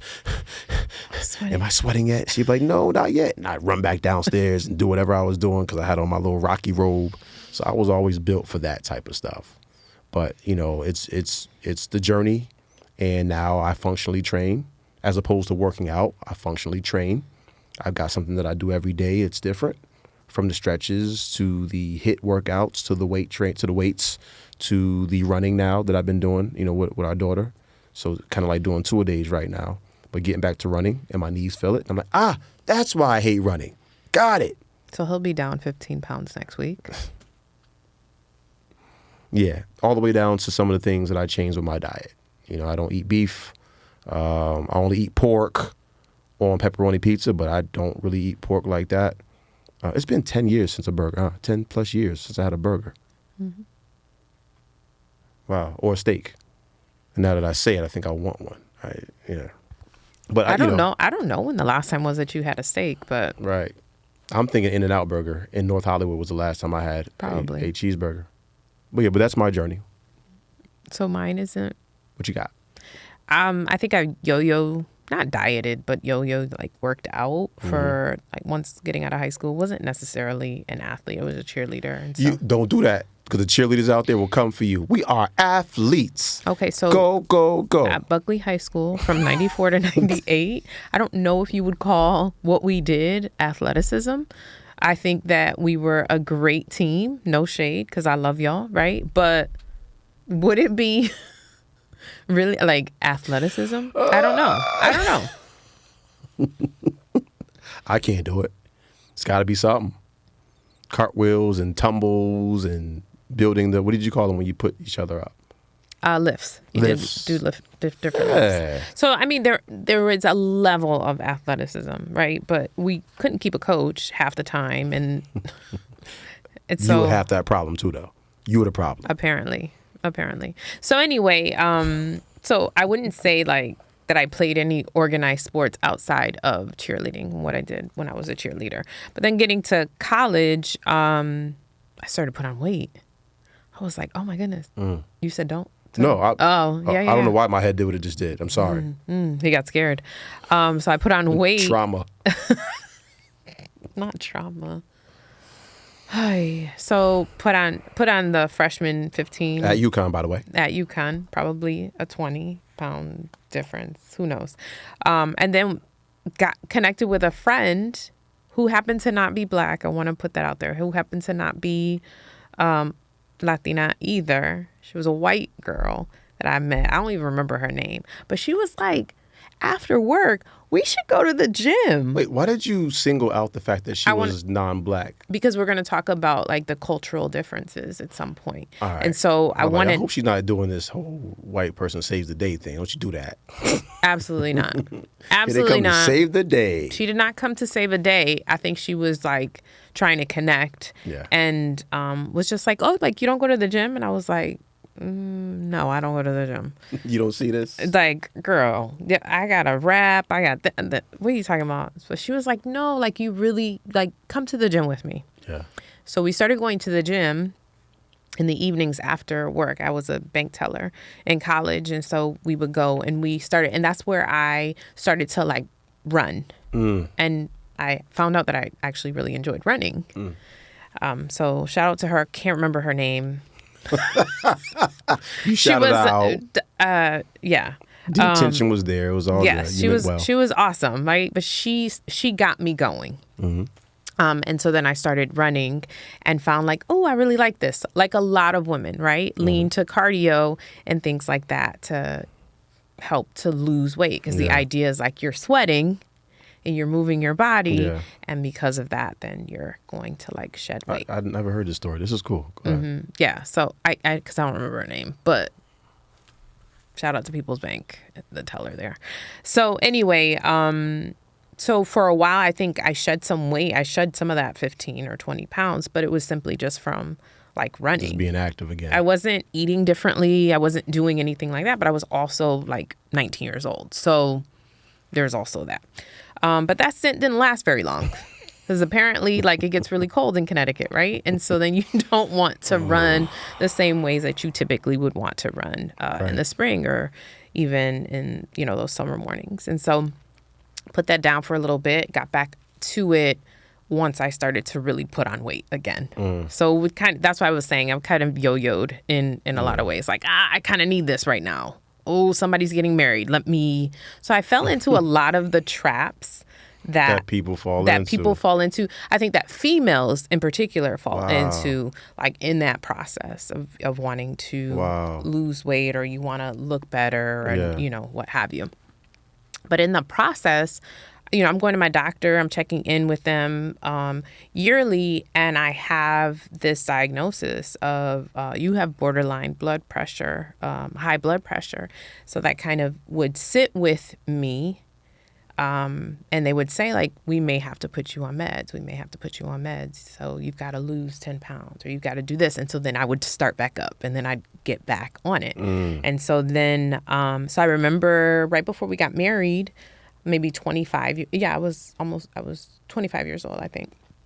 And got married and I was like, oh, I got to lose this weight. But I had already started to lose weight, because of our story and whatnot. But anyway, so doing those same things. I run. I'm mindful of what I'm eating. So that means like, don't do too many iced coffees and don't go to McDonald's 5 times a week. Like it was, you know what I mean? Like I wasn't really thinking about those things. I'm 25 years old. I just need the scale to go down. And so I do what I feel like I need to do. And then I had a baby. After we get married, some years pass. I'm working out, still not lifting, not really doing any of those things. Sometimes working out with you, blah, blah, blah. And then realize like, oh, shoot, I probably should attempt to like lose this baby weight. And so what do? I start the same things that I had always done. Running, but now my knee's jacked up. Now my knee it hurts, so I can't always do that. Okay, well, let me do the stair climber. Okay, and so I'm running to all these like cardio machines and not really like tapping into what I feel. Now I know that I need to. Information changes everything. Information changes so much. And so I end up losing some of the weight, but again, I'm just under 30. So, because numbers matter for women as well. Hormones matter for women as well. There's a lot of different factors that I think play a part in this process. And so I can say now at 44, just about 5 years ago, maybe 6 years ago, our son was maybe about a year old. I go to the doctor and they say the same thing. Your blood pressure is borderline. You cannot live this sedentary life. You can't do, and I'm like, sedentary? I'm not really sedentary. I do run. I do, but I wasn't lifting. I wasn't doing any of those things. I did intermittent fast and things like that, but I had never like really tapped in and done any like real fasting. I would just be like, I'll wait till noon to eat. Knowing good and well, like as a teacher, you never have time to eat anyway. So you're like literally eating a peanut butter and jelly sandwich as you're teaching a class. Like that's just the things that you do. In between cups of coffee. In between coffee, just in between lots of things. You don't think about your body. And so anyway, or at least I don't think about it until I'm trying to put clothes on. I'm like, oh shoot, these don't fit anymore. And then top that with having a quote unquote geriatric pregnancy and now having to lose all this weight, being the biggest that you've ever been in your life. Won't go there. But realizing like, wow, I've got to do something different. And I can't do what I've been doing because I tried that and it hasn't been working for me. And when I say that, I mean that in I tried for a year to lose weight cardio style and recognize like, this is not going to work for me. So I say that to say like in the last 6 years, I created a regimen for myself. I went to the gym. I think we talked about it in one of the other shows, on one of the other episodes. But I had to get familiar with machines, had to get familiar with free weights, had to really get familiar. And so what did I do? What a lot of people do. I went to YouTube and I started to find people that I could follow and that, oh, you have a regimen set? All I have to do is hit play and follow you? Bet, let me do that. And so that's what I got into. And so that's where I'm at. I say that to say I lift most days. I walk most days. I don't know if that's necessarily for my health or my physical health. Right. It's more for my mental health, but it definitely, it absolutely helps me physically. So I go for walks every day on top of the workouts that I do. And yeah, I mean, I think now I'm in better health than I could have been when I was running 5 and 6 miles because I mean I would run. Yeah, you did a mini marathon. Yeah. I mean, yeah. And so anyway, I think that there's a whole lot of little things that I do every day. And so when people say like, how do you work out every day? It's just part of what I do. Yeah. It's just part of my day. Yeah. The routine is important. Yeah. Is important. Let me throw a couple of numbers out here just to help out so people have a better understanding. You know what I mean? Because sometimes it's right in front of your face, but it's not. You know what I mean? And what I mean by right in front of your face is it's in the mirror. Eek. Eek the cat. Right? Eek the cat. I'm showing my age here, right? So this is national. I didn't do just black folks. Oh, cool. You know what I mean? This is national. 76% of men are considered obese. 76% 76% of men. Wow. 24% of men are not obese. That's it. I think the 24 is probably scarier than the 76. All right. 73% of women are considered to be obese. I'm imagining that has a lot to do with the fat that the woman needs for their body. You know what I mean? You guys need more fat than us. You know what I mean? Your body's is different. Composition. Right, but that percentage is lower than men. Yes.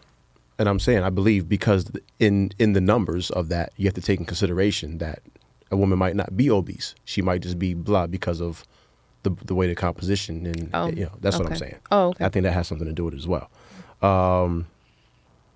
Now, this is what lets you know that we got a problem. 20.3% of children ages 6 to 11 are considered obese. Now, that's nowhere near the adult, but it lets you know that it's trending upwards, that it will trend upwards. And also being, a former owner of a youth sports company, I know that most kids now are walking away from sports by the time they are 10 years old. They're walking away from sport. Like for good. For good. Now, there are tons of other things that that you can, bide your time with, but it ain't usually a physical activity they're choosing. So if people are walking away at that number, it's ridiculous. Now, one more as well. 21.2% of teens ages 12 to 19 are considered obese. Do you peep the number, even though it's 1 percentage point? It increases. It increases. Mm-hmm. You know what I mean? The next thing you know, you're in college. In college, either you're an athlete or you're not. You know what I mean? The next thing you know, you're getting married or you're an adult. And you get your own place and you can buy your own food. And you get a job. And the job keeps you at work all the time. So when you get home, you just want to relax and do what? Mom said, no hot Cheetos. Right. I can have all the hot Cheetos I want. And then you go on dates. And what do you do on dates? You eat. And then what do you do when you go home? Right? Mm-hmm. Next thing you know, you're married and you get comfortable. And what do? Mm-hmm. You eat. And it makes sense. And they say, I've even heard that you put on an average after a certain age, you put on an additional 1 or 2 pounds per year, just being an adult. I remember growing up and thinking, because it was so typical for a woman in the family to have a baby and to chub up some. That was just normal. So in my head, I thought, ooh, I don't want to have kids for a lot of reasons. Oh, wow. But one of the reasons that I didn't want to have children was because I didn't want to have that battle. So in your mind, culturally speaking, when a woman has a baby, she's going to put on this additional weight, mm-hmm. but it's par for the course, making you see having children in another light. Mm-hmm. Oh. Isn't that horrible? It is, but it's truth. It is, yes, absolutely. Absolutely. And that's why I was like, when I did put on the weight that I put on with our first child, I was like, oh, no. I need to lose this and I need to lose it within a year. And I don't know if that was probably the best thing, mm-hmm. but I was young enough that I could still do that. But you know what? You and I talk about this. I bet you there are more humans that say, I had this child and just as it is what it is, mm-hmm. because their life is sedentary. Mm-hmm. I bet you there's more of those. Actually, the numbers say that. There's more of people who think like that than do saying, this ain't it. I got to do something. Mm-hmm. You know what I mean? And although we're talking about weight, it ain't just about the weight. Absolutely not. It ain't just about the weight. You really, shouldn't be consumed with this, but I think just having serious. We just learned what a sedentary lifestyle meant not even 10 years ago. So sedentary, tell them what sedentary means. That means you're not active. So, I mean, you're not doing, the most that you're doing is walking from your car to, I don't know, if you're going to the mall, then you're walking to the mall and you're going to walk around said space, get whatever you need to get back, and that's your activity for the day. And that's considered sedentary. Or your workplace, whatever it is that you do for work. So if you're at an office, if you're sitting in an office all day, then that level of activity, when you get up and you sit down or you go up the steps or you use the escalator or the, the elevator, whatever it is that you use, that movement is really the indicator of what you're doing, because you're not doing anything outside of that. Yes, ma'am. Your heart rate must raise above a certain heart rate to burn calories and to lose weight, right? But you don't have to run. The average human, not the average human. A lot of people who are obese or not in shape stop doing this when they leave school. If they're not an athlete, they stop doing this, which means that your metabolism slows down, you're eating more and working out less because your heart rate doesn't rise above certain whatever. And the only exercise, the only time that your heart does elevate is within the confines of your day and your life. So whatever walking you do at work or at school, and some people are having sex, their heart rate never goes above whatever the BPMs. And that's it. And then every year you put this weight on and don't have another child. Now there's an additional, 30 pounds you put on for the baby, but you keep 10. Mm-hmm. You know what I mean? So imagine a woman who's sedentary and has had 4 kids and retained 10 pounds per kid. You know what I mean? And that's what you have. You know what I mean? And then, of course, you got the guys who, I'm working. I come home. I've been working hard. I want a meal and a beer. And da-da-da. And not to mention the fact that, this is talking about the way it looked when we were younger and we were going out. Those mixed drinks, when we found out how much sugar was in those, it was like having a meal. Mm-hmm. We were younger. I don't drink, but you have the mixed drinks. You have 2 or 3 of those suckers, right? Or maybe a beer to get to get things rolling. 2 or 3 mixed drinks, and then it's 1:30 or 2 o'clock in the morning. You go out and eat, and then go home and sleep on that. You do that for a couple of years, and you see what happens to you. Your body is donezo. So it's interesting how it works. So you are talking about adults, and I mean, let's say I ain't talking about kids. No, you're not talking about kids, but some of that happens because like our kids don't play outside anymore. Before you get to the kids not playing outside, I think we should also attack the fact that some of this stuff is handed down. Well, that was my point. Got it. So that's what I was getting ready to say. Okay. So, right? So, like, if you have sedentary adults, who live sedentary lifestyles, right? And so it's just the push in the summer. Oh, it's getting warm again. Let's go outside. Let's get on the track. Let's do certain things. If that's the messaging that you're sending, then it means like in places like Connecticut, right? Where there's a small window of time that you're basically saying like you can get outside and move your body. And so there's something that you're telling your brain that is not a truth. You need to be moving your body every month. You need to be moving every, to LA, yeah, I mean that's one of the benefits of it. I remember I ran and I was sweating. This was when we were in Connecticut, and I was sweating and my ponytail kept hitting the side here, and I was sweating in my neck. Yeah. By the time I got home, my ponytail at the bottom had an icicle on it. Oh, wow. Like, that's how cold it was. Being outside running in the cold. But I would run. I'm like, I get out here, I'm going to warm up. Yeah, I'll adjust. My body's fine. Yeah, I'll be okay. I mean, but once I get in the house, I'm going to have to, thaw out and whatever. But I didn't necessarily abide by those things. I didn't necessarily like that. But just getting back to like the adults, right? So if you have sedentary adults living very sedentary lifestyles, and the kids are getting whatever recess, whatever nutrition breaks, whatever, and that's when they're going outside but that's school time. Mm-hmm. So what happens on the weekends? What happens in the summer? What happens at, what are kids doing?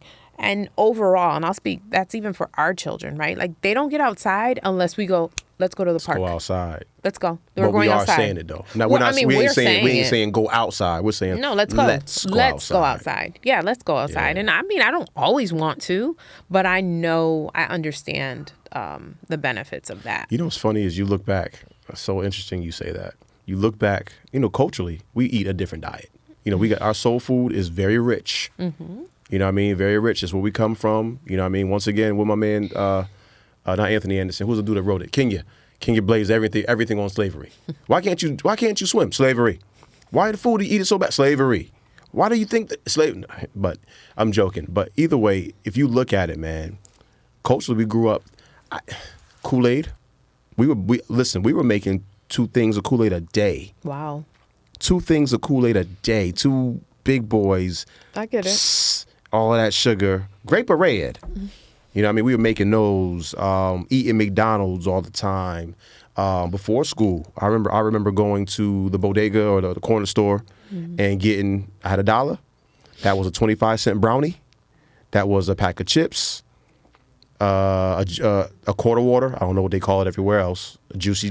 Barrel drink. They call them barrel juices. I don't know. I think so. It looked like a barrel. Okay. That's why I'm saying it, but I don't. You get one of those, and you got 25 cents left to get like a bunch of penny candies and and we would bust that down before school, right? Then go, I didn't eat the school lunch. Then after school, you stop and you get something else again before you get home. And then if if you got a home cooked meal, great. But sometimes it was not the greatest of meals. You know what I mean? And then, you got the McDonald's part, you got the late nights. And thank God that we were active. That's why we were healthy, because we were active. Mm-hmm. But it doesn't translate to being an adult. It just doesn't translate. And some of this stuff is cultural. I get it. Yeah. So as you're saying that, right? Like, I can say, some of that. But we didn't eat out a lot in growing up. We didn't eat out a lot, but we did eat rice every day. Ooh. Every day we ate rice. And let me tell you, I love rice. I could eat rice every day. Your son don't. He does not like rice. It's blasphemy. I don't even understand it. But I can eat rice every day and I had to learn, like, to give that up. When I was in a calorie deficit, I was in that space and not in the maintenance space that I'm in now.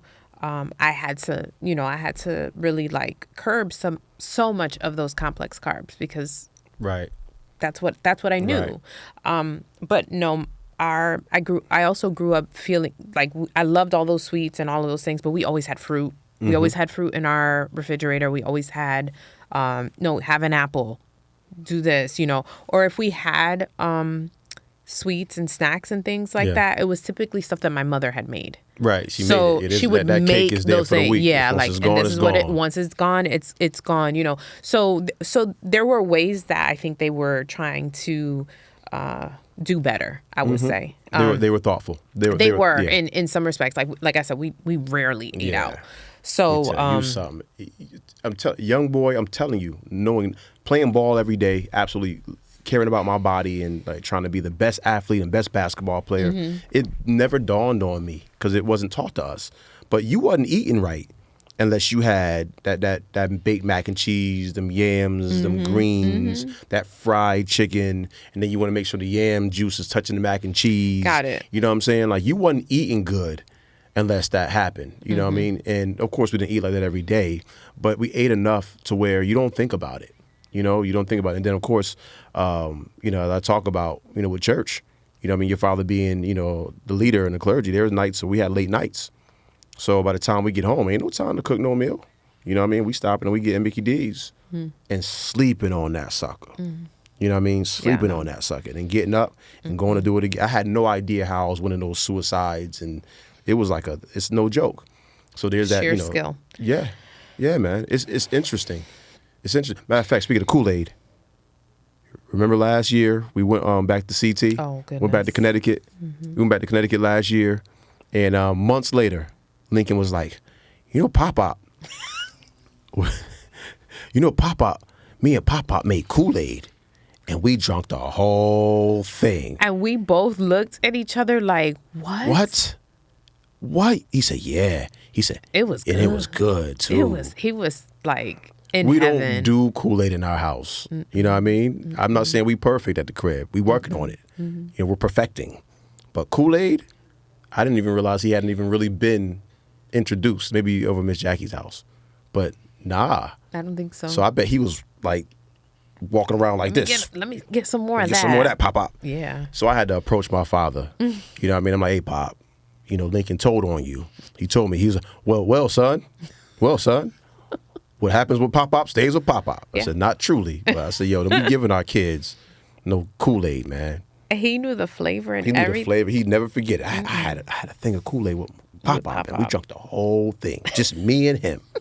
I said, oh, Lord, kids going to have a diabetic stroke. Don't say that. Goodness, man. Yeah. So, I mean, I think it's huge. Food and diet is one of the biggest things that have to be maintained, right? So we've learned to lean to water.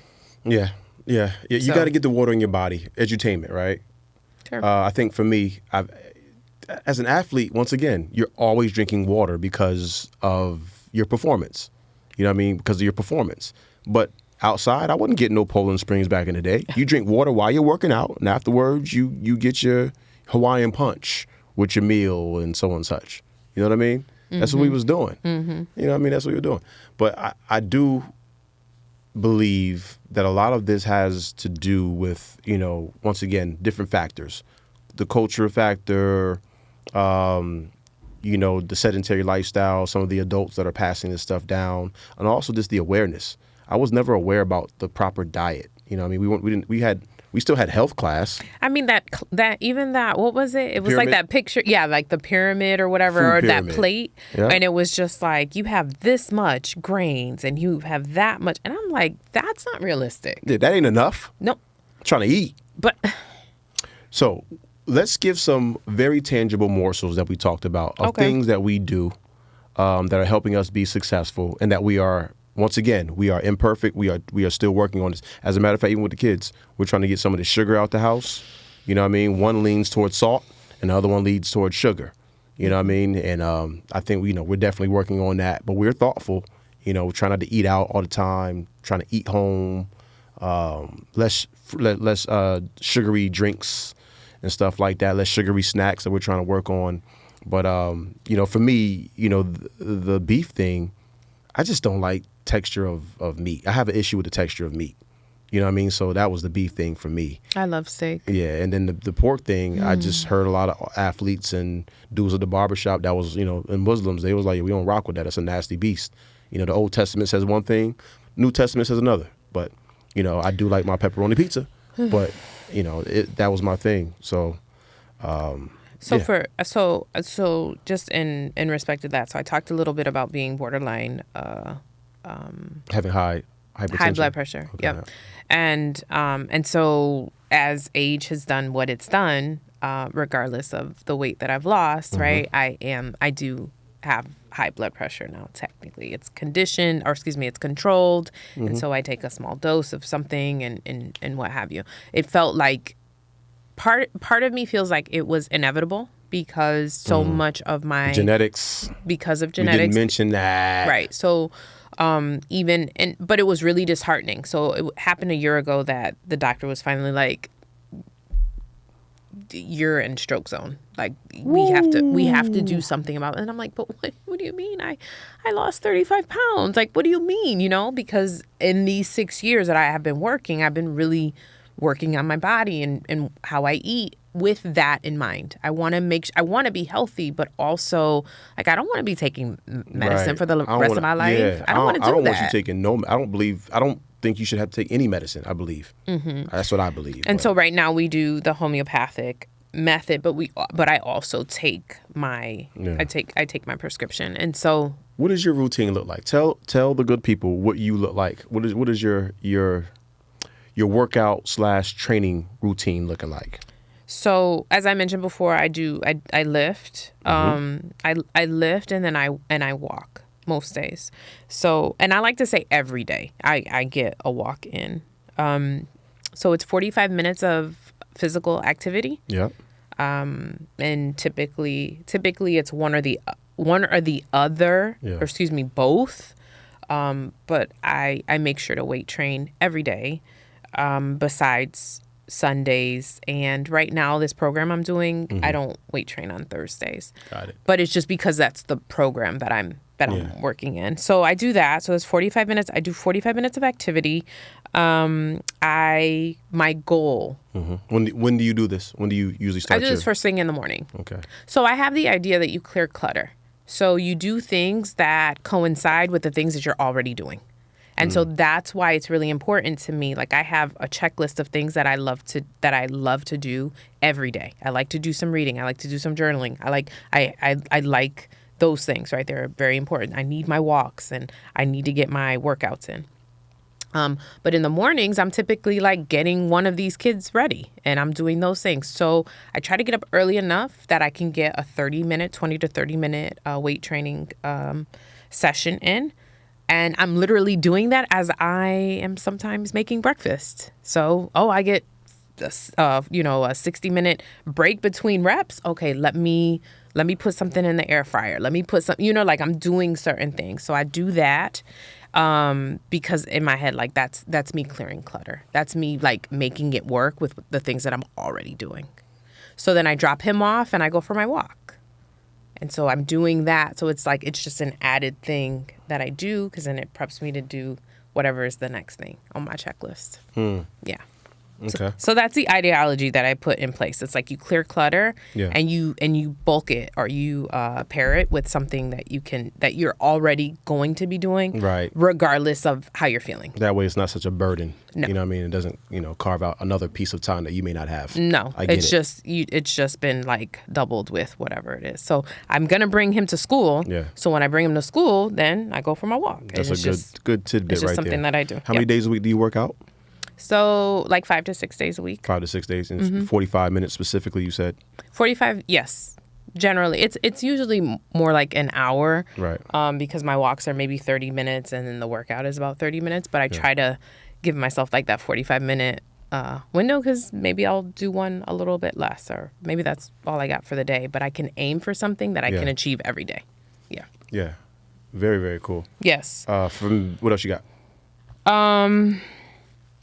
So I set aside 10 to 15 minutes to, it's one of the things.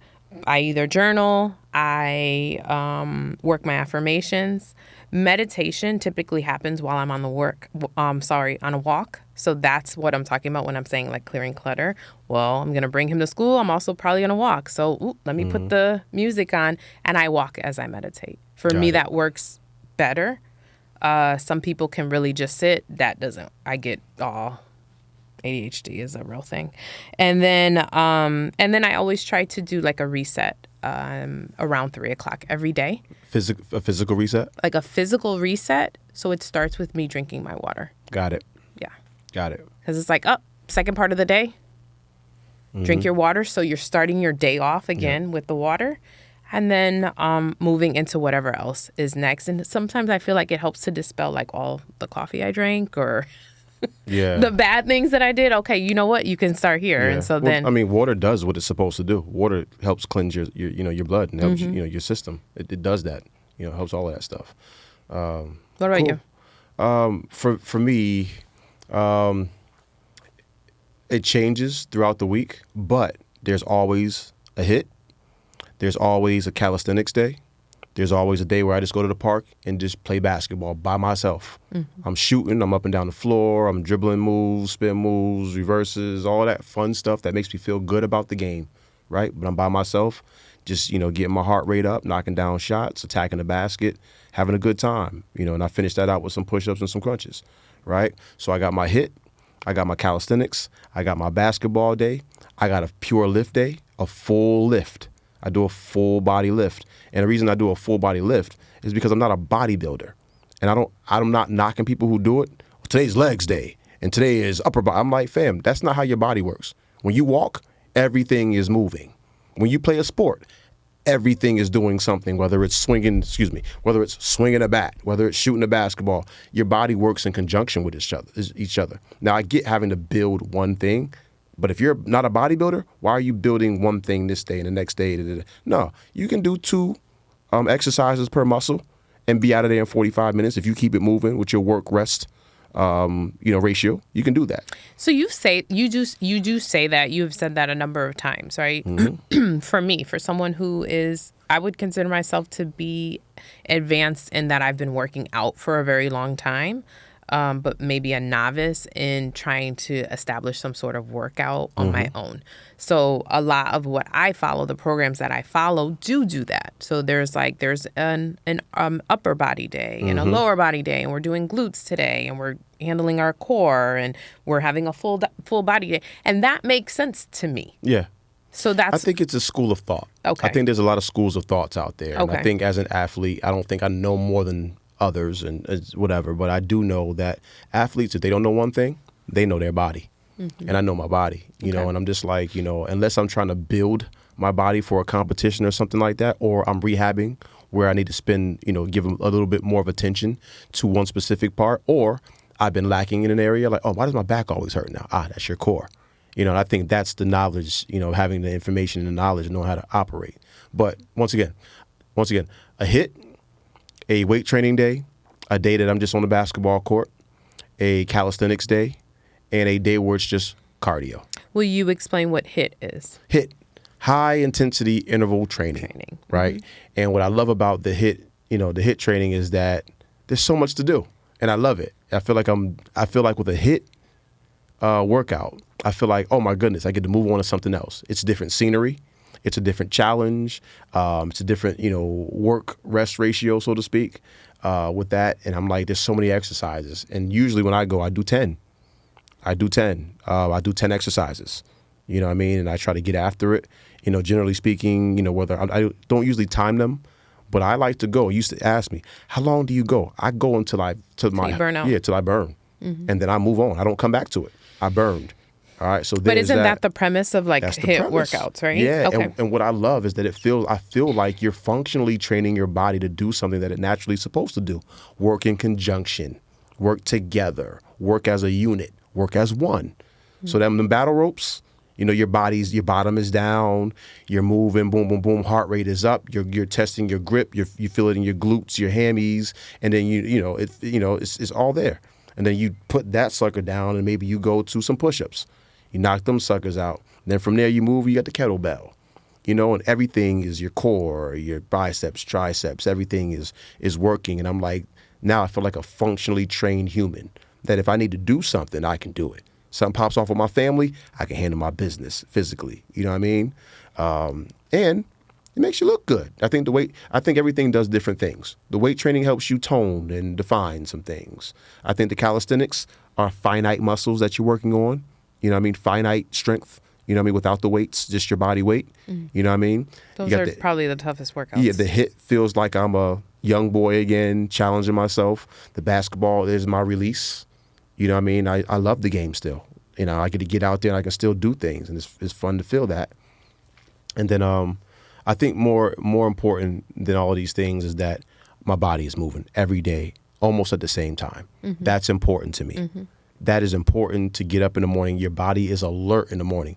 People who work out at night, God bless you. I don't know how y'all do it, because my body is up and I've got my routine, as you talk about. You know what I mean? We'll talk about the wellness piece later. But that's a part of my routine. And if I don't do it, it throws me off. You know this. I start forgetting stuff. See? I start forgetting stuff. I'm out of whack a little bit. So if that ever happens, what I do is I'll straight up, I'll bust out a bunch of push-ups and crunches anywhere, so where my body feels it. And more than anything, I want to look good for my spouse. I want to look good for my wife. I think that means something. I think a woman would want a husband who is decent looking to other people, not just in his, whatever his face, but his body, And I'm not an Adonis, you know what I mean? But I'm 45 in a couple weeks. I'm functionally, I can function, you know what I mean? I can still move. And I think it makes me look good too. I want to look good for my wife, and it makes me feel good about myself, right? So, I dig that part. I think, I dig that. I mean, I think whatever the motivation is, there's a lot of people who, they want to look good. The aesthetic part is more important than the supreme. actual. And you know what? That's fine if that's your motivation, right? Until it's not anymore. Because I also think, age will help you to gather. Yeah. Because I mean, my body is doing things that it's never done in its 44 years of existence, right? But it doesn't hurt that I look good in the process, right? So I don't necessarily get upset with people who are motivated by wanting to look a certain way. Right. I think when it becomes problematic is when you're like, oh, but I need to get this done and I have to do this. Oh boy, that's a whole nother world. Right, and so those are things like we won't really get into that, but I'm like, if that's part of the motivation for you, and it'll keep you getting up and doing the thing, then do it, because it's good. You Healthy need to habits, man. You need to move your body. You need to want move your body. You have to. You need to want you need to want to do it to get started. Yeah. So just to get started. I tell people all the time, the feelings are what they are, and they change from day to day. And so there's no days that I'm just like, oh my gosh, I can't wait to work out, because I get up first thing in the morning. So I'm groggy, I'm tired, and I just am like, get to it. By 7 minutes in, this has been the same since I've been running. I get on the treadmill, 7 minutes in, there's something about 7 minutes. 7. It's something about that 7. Number, it's just something about 7. Number keeps popping up. Something about 7. 7. I'm rolling. I'm 2 songs in. I'm moving. Yep. There's something that just feels really good about what is happening right now. Yeah. And I can and that's not based off of my initial feeling, because that alarm clock goes off and I want to sleep. Real talk. I'm not ready to get up any day. Yeah, we're usually 6 something we up. Yeah, we up 6 I haven't been getting up as early, with the kids on vacation, but yeah. So I mean, I want to just stress that you don't want to base stuff off of your feelings. Yeah. I mean, I get it. You don't want to base it off of that. You just want to find a thing that you like and do it every day. Yeah. Until you start to feel like I'm ready to. I'm feeling confident. Let me branch off into something else. Because that's what ended up happening. I just started running every day. And it was like, oh, but my knee hurts. Wait, my hip is bothering me. And it was like, why don't I just walk? And then I liked it. Yeah, man. And then I liked it. So anyway. Yeah. So, we're going to kind of taper this off with a few healthy hints, if you will, some hacks, if you will, edutainment. So we're here to help. We're giving you our background on what we do with our routine and why we do it. I mean, we don't got to even mention the fact that diabetes is running rampant in our community. You know what I mean? And to be type true, 2. Which means you did it. Yes. Yeah. You know what I mean? Thank you for saying that too. And I believe wholeheartedly. I've heard someone say it, man, but we are literally eating ourselves to death. You know what I mean? And I'm not any different. I ain't judging. I want to be here to see my grandbabies. I say it all the time. I want to see my grandbabies. I want to teach my grandson to shoot a jump shot, or my granddaughter to shoot a jump shot. You know what I mean? I want to race them, and I want to get in the pool with them and go on hikes. I want to do that stuff, but you can't do that, you know what I mean? Or you just enjoying life in general. We ain't perfect. You and I ain't perfect. It's hard to get you to take your supplements sometimes. Ugh. You know what I mean? They're gross. Yeah, it's hard to get you to take your supplements when we take our vitamin C with our magnesium and our black seed. You know what I mean? It's hard to get her to do that. What's that stuff? Black seed. No, the spoonful of the. That's black seed. No, it's not. Yeah, the spoonful. The sea moss. Sea moss. How do you not like sea? It's fantastic. The pineapple with the papaya. Oh, it's fantastic. Yeah, so here's a few things that can help you guys out on our way out. So misnomers, if you don't mind. All right, watch this. Misnomers. 1. The gym doesn't cure bad eating habits. Gym franchises make millions off of this. There's a number of people who believe that I'm motivated now. Get to the gym, and if I work hard enough, I'll get all of this weight off. I'll get more toned. Yes, you can do that, but the work happens with your spoon and kitchen. Your fork, the kitchen. Mm-hmm. And please don't get it twisted. Eating healthy does not mean eating like a rabbit. That is a farce. It is not true. Salad's pretty good, though. Yeah. Yeah. You know what I mean? Like, that is not true. It's just not a real thing. You can have a balanced diet without eating yourself to death, right? Eat for sustenance, but it got to taste good, too. And sometimes cheat on your diet if you're doing the work. It's not cheating. Right? It's not cheating. All right, so 2. A daily training/workout routine will give you energy in the long term. I'm too tired after the workout. I ain't going to be able to do nothing else. Give it time. I promise you that thing sometimes, when I'm tired and having a tough day, a tough morning, I'm like, let me go work out. Because it'll give me what I need. Endorphins get to firing. My brain feels better. I'm able to think again. You know what I mean? I feel lighter. You know what I mean? I feel like I accomplished something. It's like, do it when you don't feel like doing it. But once again, a daily training/workout routine will give you energy. All right? It will give you energy in the long term. It will not kill your energy. All right? 3, you guys will like this. Walking is the new running. I'll say it again. Walking is the new running. And also, I'm adding to this in number 3. Lifting yields big dividends for women. What? Think about it. It's not even that deep. You guys sometimes are sedentary. You also, just based on your composition, hold more fat than a man. You give birth to children, and then you keep this weight on, and all the while, those muscles, you got muscles in different muscle groups that are shutting down, right? They're shutting down while also being compounded, your body being, hurt by extra weight. Now your joints are hurting and different things are happening, and you don't have to accept that. That weight training does something for weight loss as well. I promise you. My beautiful wife asked me this years ago. She said, well, if I lift, I don't want to be looking all buffed and all. I'm like, it don't work like that.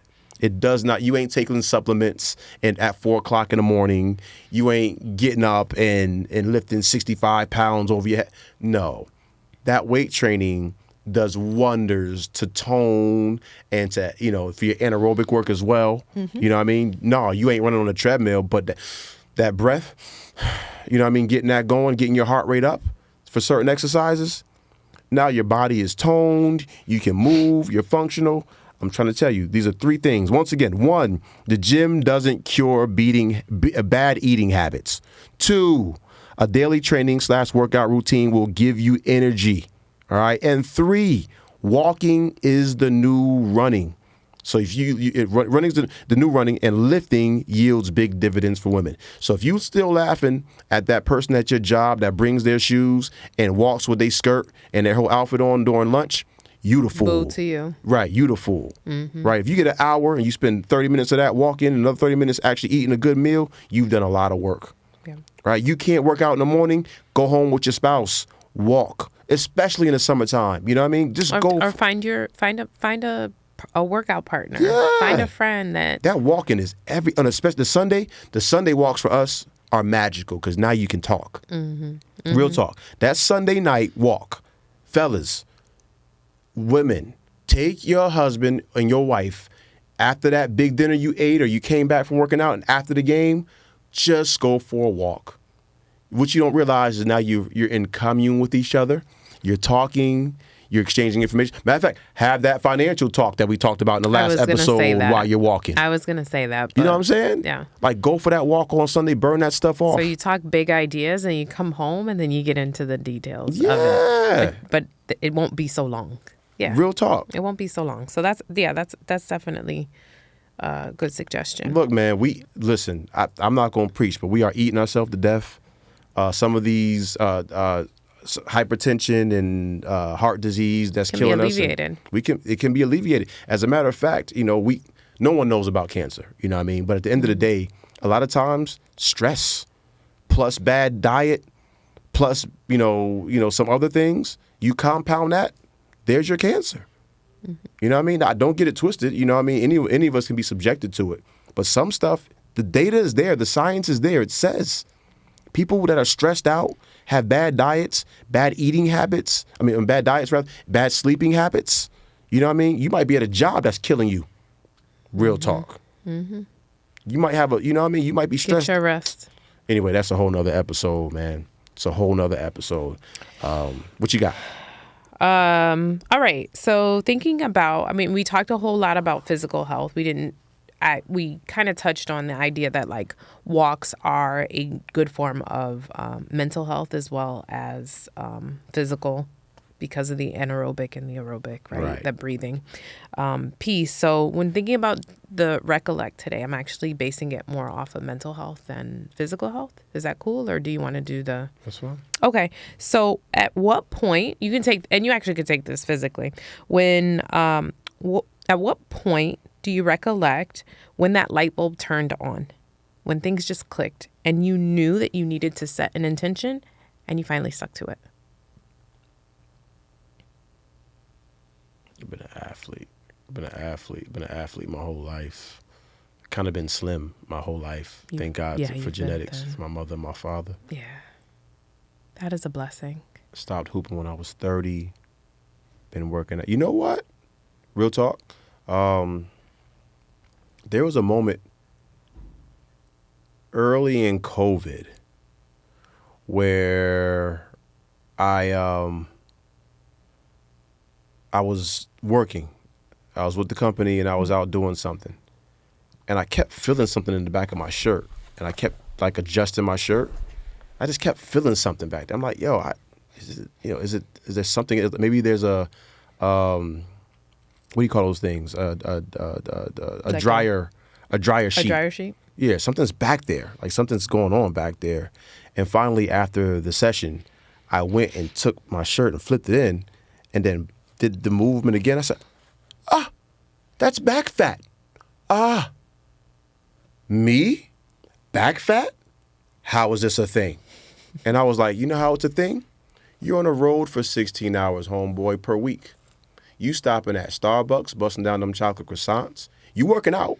You are working out, but you busting down them chocolate croissants with them orange evolution drinks. Sometimes you stop and get yourself a little meal, a little cheat meal that nobody need to know about. Sometimes during your workout, you do 2 sets instead of 3. Sometimes you don't even do the full workout because you make it up because you're out working. I said,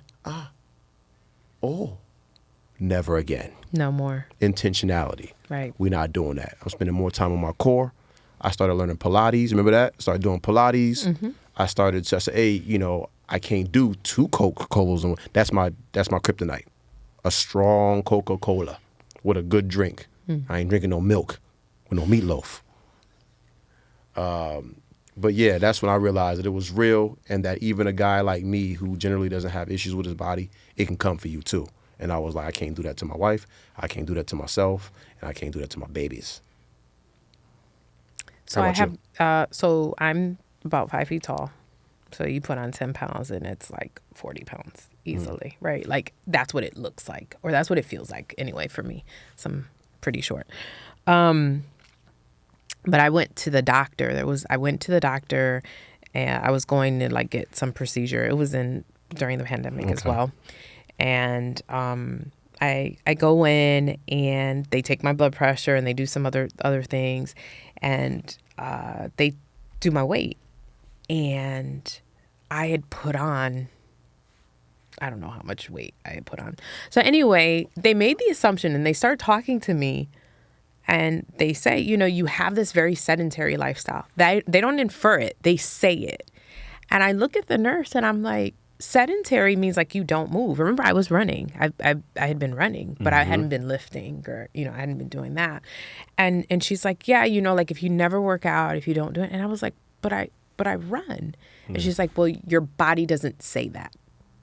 Ooh. Your numbers say something different. So I had done blood work, and so she was using that as like the cross reference.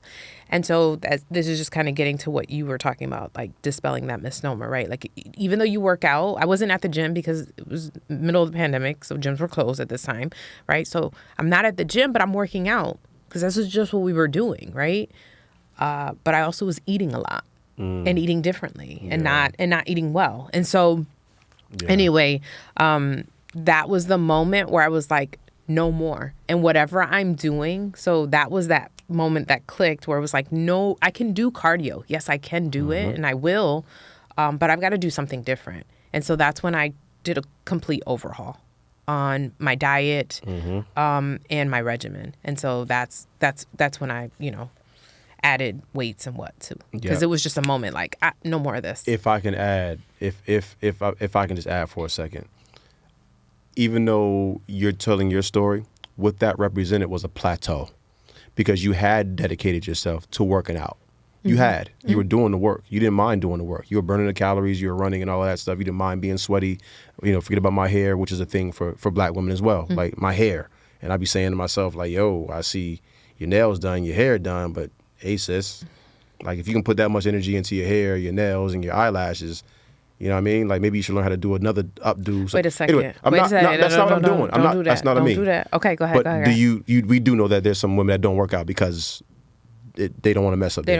It's a sweat. It's a sweat. Yeah. All right. So I want to big you up because that was your plateau. You had already engaged.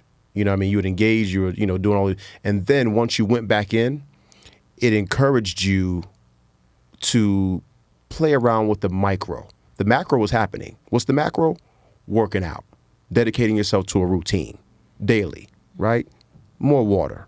You know what I mean? Maybe, being thoughtful about the diet. Then you said, no, I'm going to turn it into a micro. And that's when you started saying, I can't do rice every day. You know what I mean? I can't do 4 things of coffee from Starbucks or the big thing from, you know what I mean? I can't do that. I started fasting. Yeah, started intermittent fasting. Also, started fasting. Weight training. Yes. You broke it down like, you know what, whatever happens, happens. But I got to change something. And once you did that, then your body changed. Like it was like the plateau was like, oh, I can't beat you no more.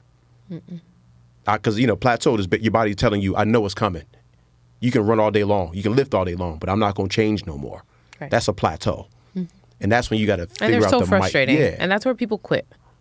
Especially if they're feeling like really motivated and then they lose that first 5, 10, 15 pounds. And then they're like, oh, but I really want to lose this. And they go week 3 and week 4 and week 5 and they haven't lost anything.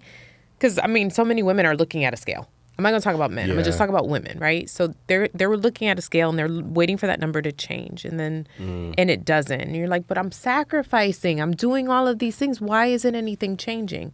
So, so that's where I remember being in that space and being like, okay, I got to do certain things. So there are different programs. There are different things that I started to do outside of just my workouts. Like you said, I went real micro and I started to just kind of like look at all of the things. Okay, these are the things that I do. Okay, now how do I ramp this up? Yep. Okay, so if I'm only drinking, at the time I think I was drinking like, I don't know, 40 milliliters or something like that. I was like, I'm gonna drink a gallon. Just try it. I was in the bathroom all the time, but I watched things change. And it was like, okay, I'm eating 3 meals, but do I really need to eat 3 meals? Yep. Okay, let me go to 2. Who made these? We're conditioned. And I started, and I read up on everything. So before I do a thing, I read up on it. So I started doing keto. Okay, let me read up on it. Let me learn something about it. You had talked about Dr. Sabi. Okay, you know what? Let me look him up. And then I saw some really good, like, there's these fasting doctors. He's crazy. He's a little wild. He said, you want to lose weight? Stop eating. Don't eat for 30 days. Huh? Right. Wait, what? Which once again, we talked about Cory Booker. That's the kind of stuff that you have to. You're not going to eat for 30 days. I'm not recommending that to anybody, but yes, you'd be shocked what just drinking water does for you for 3 days. And bone broth. Yep. Yeah. Just take 3 days and don't, or better yet, take 3 days and eat 1 meal. You know what I mean? I just completed a fast.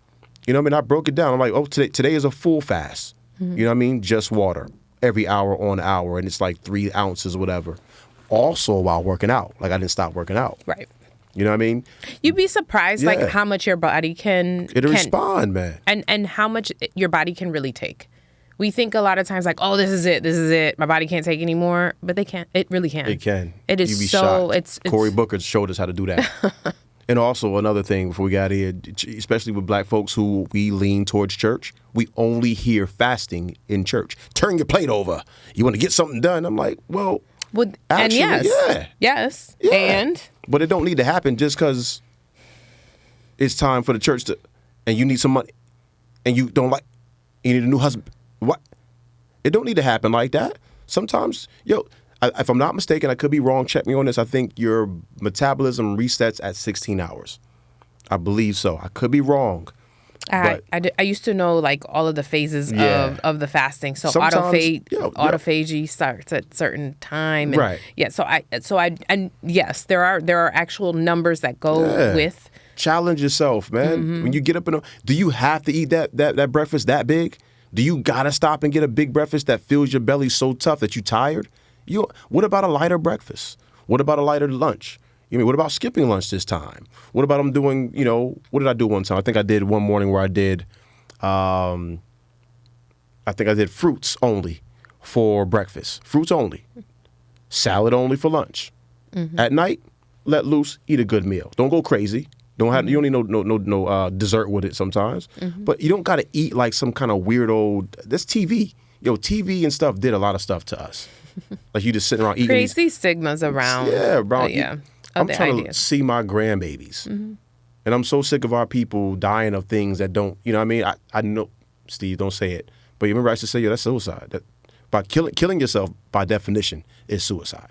Just because you're eating yourself, whether it's your culture or your genetics or your mood or your trauma, you're still eating yourself to death.